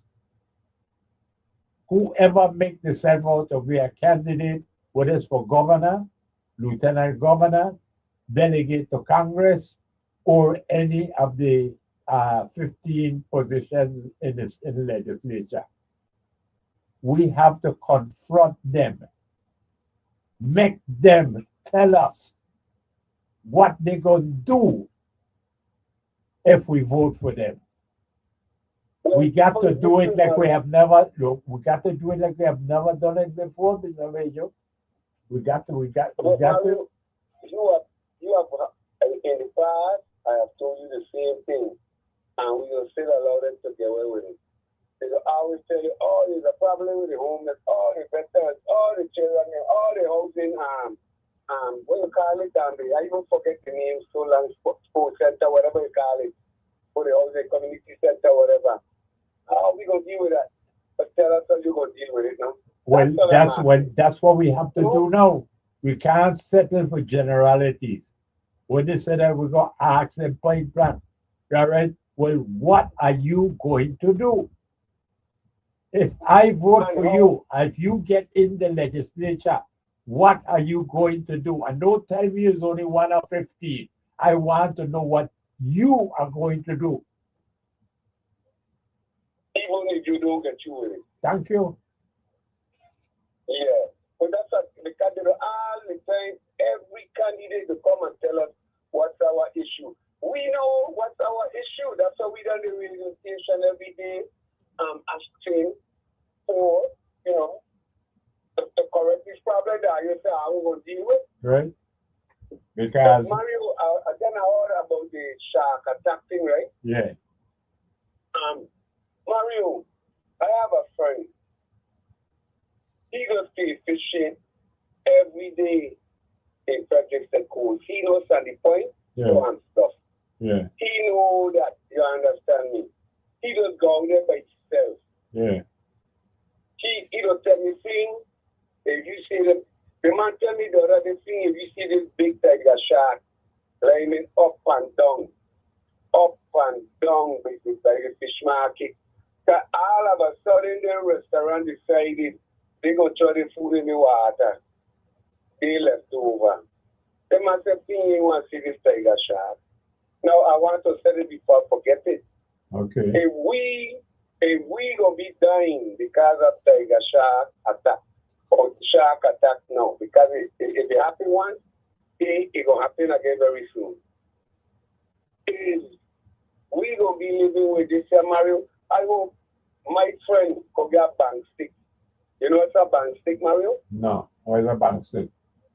A bank stick is, you ever seen one of them a fishing pole? When you look and see at the end of it, it got a little revolver. It's like a rifle, it's like a pistol for in the water. Okay. So you can't fire it, you ain't got no trigger to it. Let me say you've been attacked by a shark. Yeah. You take the bank stick and you drive it on the shark, and it's going to let go a projectile. And it's killing the shark for wounding enough for you to escape.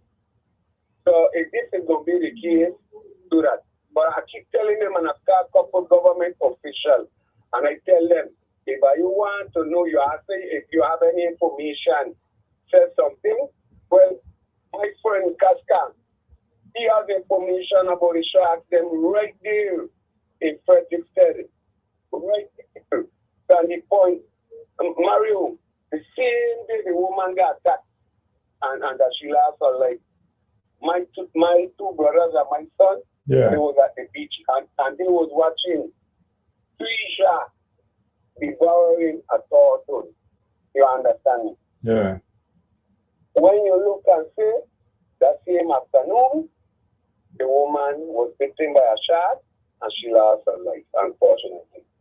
What I'm just telling you is that just try to come down the government.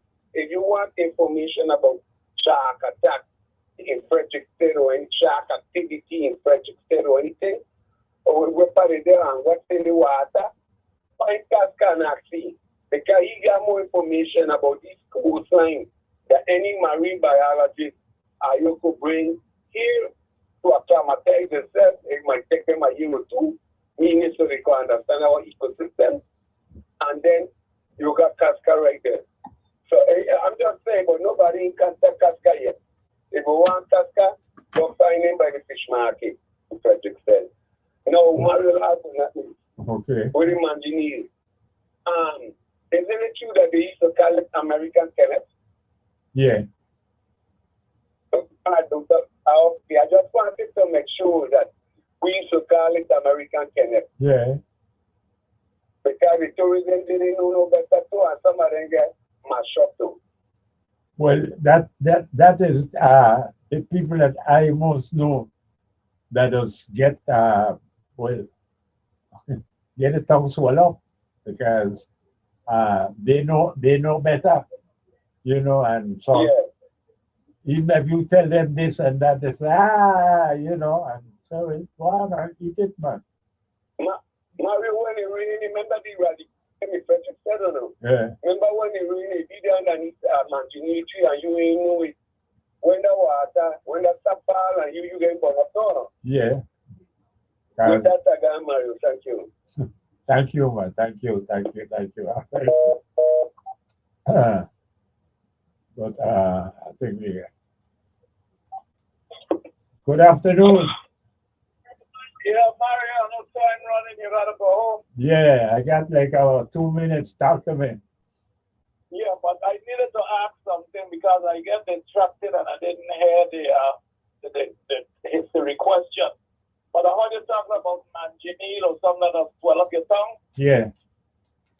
That Manginil is a bush, as I remember.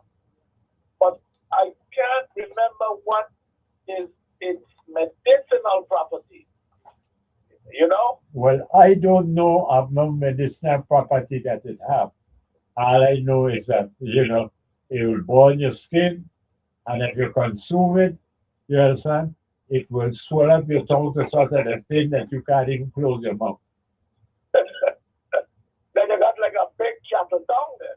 You know, that's what I'm saying, yeah.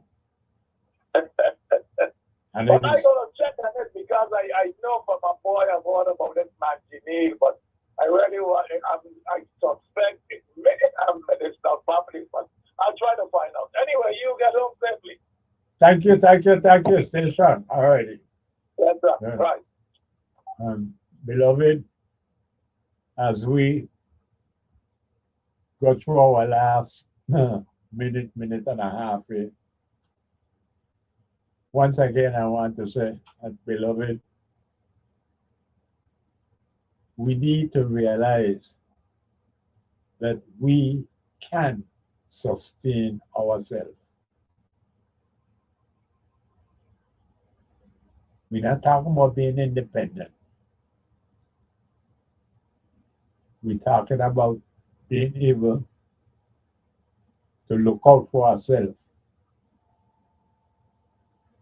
We're talking about not having 100% dependence on our colonizers in Washington, D.C. Homesteading is something that worked before, could work again. But for now, beloved, what we need to understand is that as an 84 square mile island here of St. Croix, we are dysfunctional. It couldn't be worse. And I certainly don't want it to get any worse. And it is therefore my hope that we would find ourselves becoming serious as an electorate with this November in mind, that we take it seriously as candidates try to get our support. We need to get serious about this and to insist to each and every candidate, what are you going to do? Let us hear what plan, what program do you have? But by all means, beloved, we need to get serious. Our situation is crucial. And this tragedy that took place right here on one of our most popular beaches, Dawes Beach, it highlights our situation, beloved, that we can't allow it to get any worse. We've got to do something to help ourselves. And with that, I say, beloved, lick your cream, because Armstrong ice cream is just so good for your soul. And as I always say, it don't matter how big a basket they give us to fill up. Please, don't let it go past you. Always remember, 1-1, we could fill up any basket just as long as we do it together.